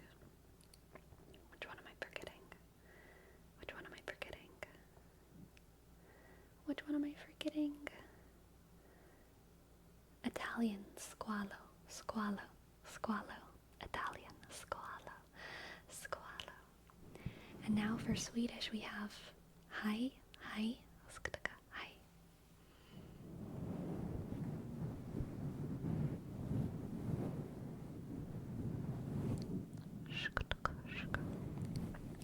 When you learn it from all languages, you're officially a sharkologist. Excellent. Yes, Italian is squalo. Can y'all give me languages? Only the ones that we've gone over so far. And I'll see if I can remember how to say shark in that language.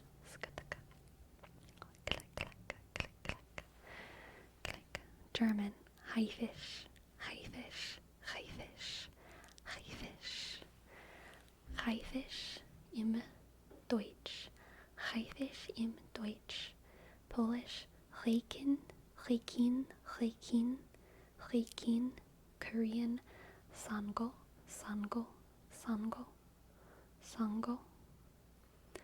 Click.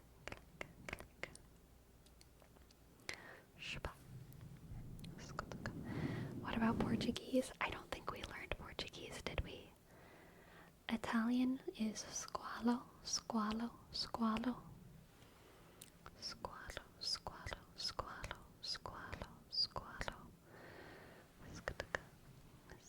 Japanese is same. Korean is sango. French, rekin.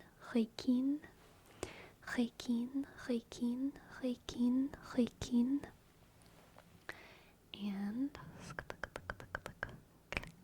of course we have Dovahkiin. Spanish, tiburon. Simlish is barga. Pig Latin, arkshay.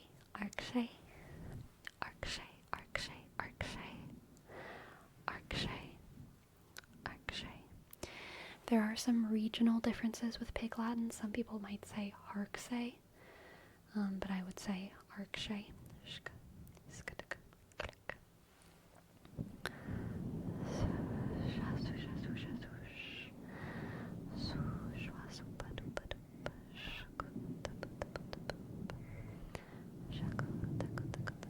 Okay, we are going to fulfill Ferome's request of apple sounds, so I will be right back with some apples, and we're gonna make some apple sounds, okay? I'll be back.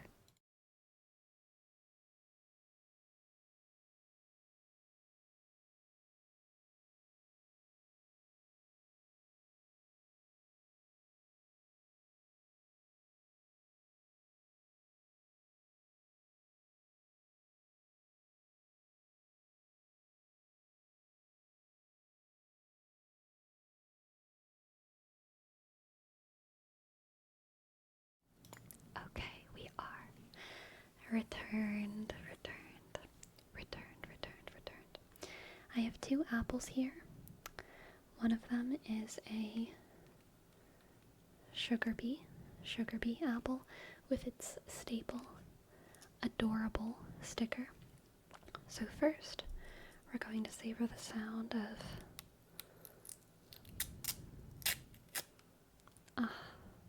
Wasn't that nice? Wasn't that just lovely? Wasn't that just lovely? Let's do it again on the other side, okay? Let's do a good little apple sticker tear. Let's do it one more time. Oh, excellent. Excellent. Excellent. And now, let's take a minute to admire the apple. Sugar bees have a vibrant red to them, but they also have some yellow and pink and green streaking throughout. We see a lighter shade right here than on the opposite. We also see some yellow artifacting and some red artifacting in the more yellow or green areas. This apple has quite a short stem. And this apple also features some very, very subtle bruising right there. It is nothing to fret over. Nothing to fret over. If anything, it just makes the apple a little bit more unique. Shows that it's traveled a long way to get to me. It makes excellent sounds when gripped. This is a sugar bee apple. It makes excellent sounds when gripped, like so. And then also when tapped. Apples make quite a unique sound when tapped. It is quite a trebly tap, I would say. And while not hollow, it does sound not quite solid the way most apples do. Sorry, most objects do. Click, clack, click, clack, click, clack, click, click. The ripeness of an apple, I would say, it cannot be discerned from tapping sounds, but the ripeness of an apple can be concerned by its sturdiness in the grip of your hand. How softly does the skin sway beneath your fingers? You want it to feel hard, feel strong, feel crisp. Otherwise, you may be dealing with either an overripe or mishandled apple, which will ruin your culinary experience.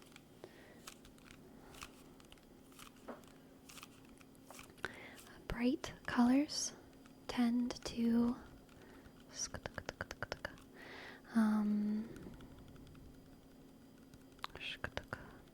reveal themselves in apples of appropriate ripeness and health. But not all apple breeds have bright colors. Now, this is our sugar bee apple. I would like us to compare to this quite gargantuan Cosmic Crisp apple. This is a Cosmic Crisp apple, and it's absolutely enormous. It's gigantic. It's quite large. It does make similar sounds, but you may be able to hear it has a little bit more of a tinniness to it, a little bit higher pitched, I would say. And the reason why is because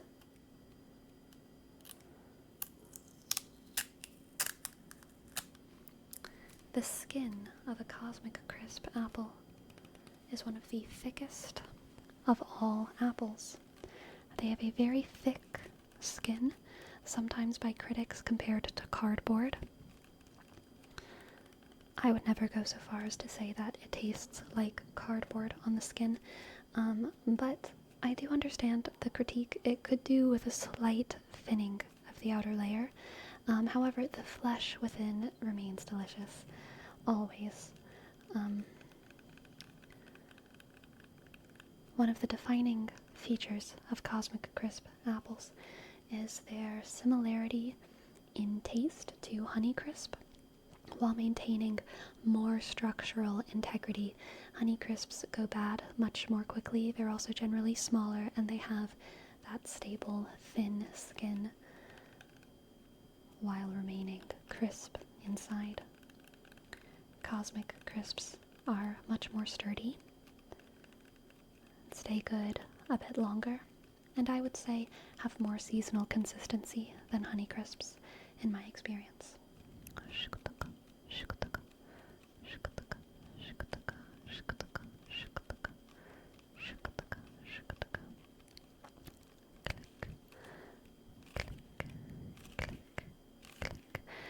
Both apples sound quite similar when gripped, quite similar.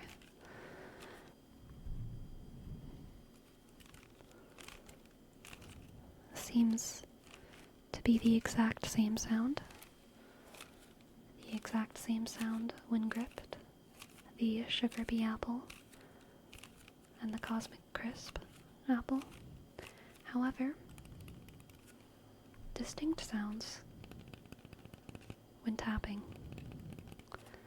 That thicker skin goes a long way.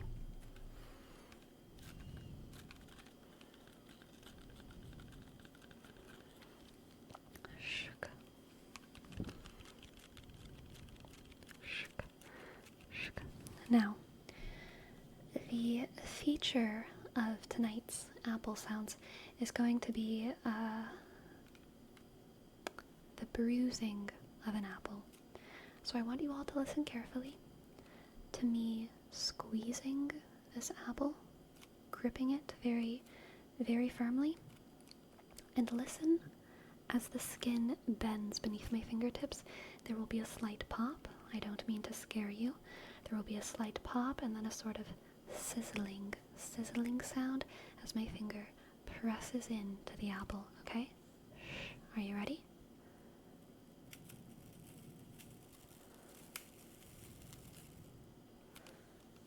Did you hear?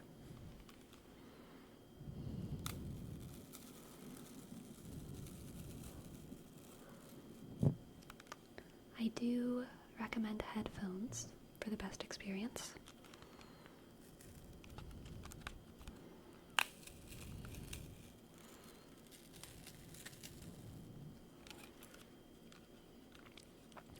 Now, when bruising an apple like so, it is quite important, if you are an appleivore, as I am, to eat the apple as quickly as is reasonably possible, because after bruising the apple, you of course begin the oxidation process, and you do not want your apple to get too mushy too fast.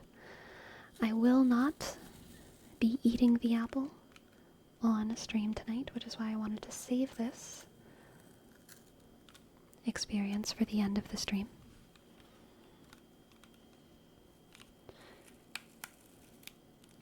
I think the sound of chewing and swallowing an apple and even biting into an apple is quite grotesque, and that is why I will not be partaking during the stream.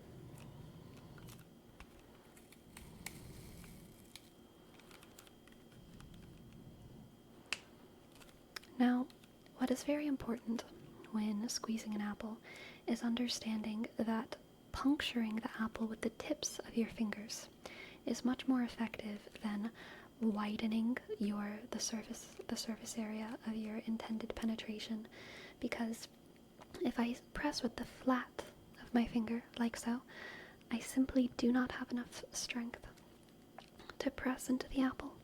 But if instead I play the apple like, I apologize for the bonk, I play the apple like a piano properly with the tips of my fingers, all of the force of that penetration is directed cleanly into a singular weak spot, which interrupts, of course, the integrity of the larger skin. So let us find a good spot right here and press with the tip of our finger. Maybe let's try our middle finger.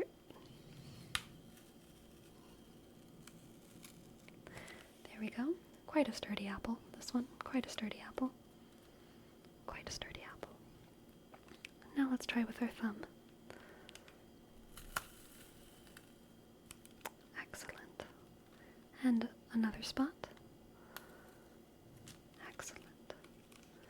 And finally, the top of the apple. And now let's stab the apple with our nail.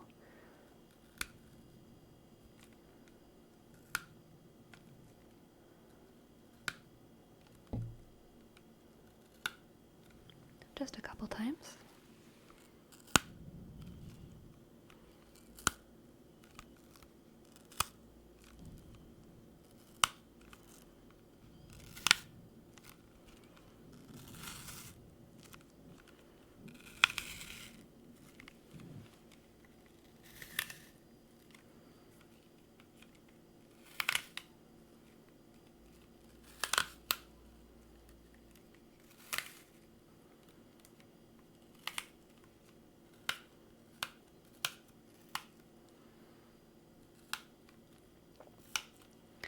And now let's admire the apple after having been squeezed,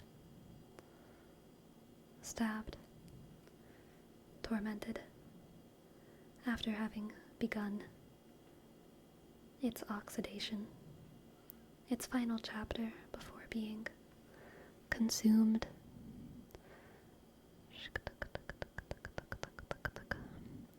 It remains strong. It remains stalwart. It does look exactly like the moon. I cannot tell the difference, even. Thank you for this apple tapping, stabbing, squeezing, gripping demonstration. Thank you, thank you, thank you, thank you. Now, what should we name this stream, my friends? What should we name this stream? Thank you. Thank you very much. Thank you very much. Thank you very much. Oh, thank you. Thank you, thank you, thank you.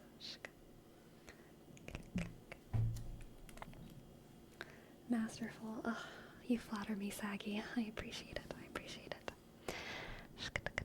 Oh, to be like the apple, stabbed, tapped, squeezed, but still sturdy. Very true. Oh yes, we did do journaling. I completely forgot about that. Journaling, B12 injections, Tiburon around the world. I like that. Journaling, B12 injections. Let's call it sharks. Sharks around the world. Click. Yeah? How's that? How's that? Journaling, B12 injections, and sharks around the world. Magnifique. Gracias, gracias, gracias, gracias. Alright, my friends. Now, who are we rating? Who will we be rating tonight? We have so many excellent choices here. We have ASMR Punk, Slight Sounds, Gentle Fox. I would love to read Slight Sounds because their stream is just so tingly. And they have great vibes. Oh, and they have the Tascam out tonight. I love some good Tascam ASMR. They're looking gorgeous as ever. My friends, I've had such a fun time with you all tonight, and we're doing it again tomorrow. Same time, same place. 5 to 9 Pacific Standard Time. Clickety-click, clickety-click. Good night, everyone. Good night, good night, good night, good night, good night, good night. Sleepy, sleepy, sleepy. Good night, good night.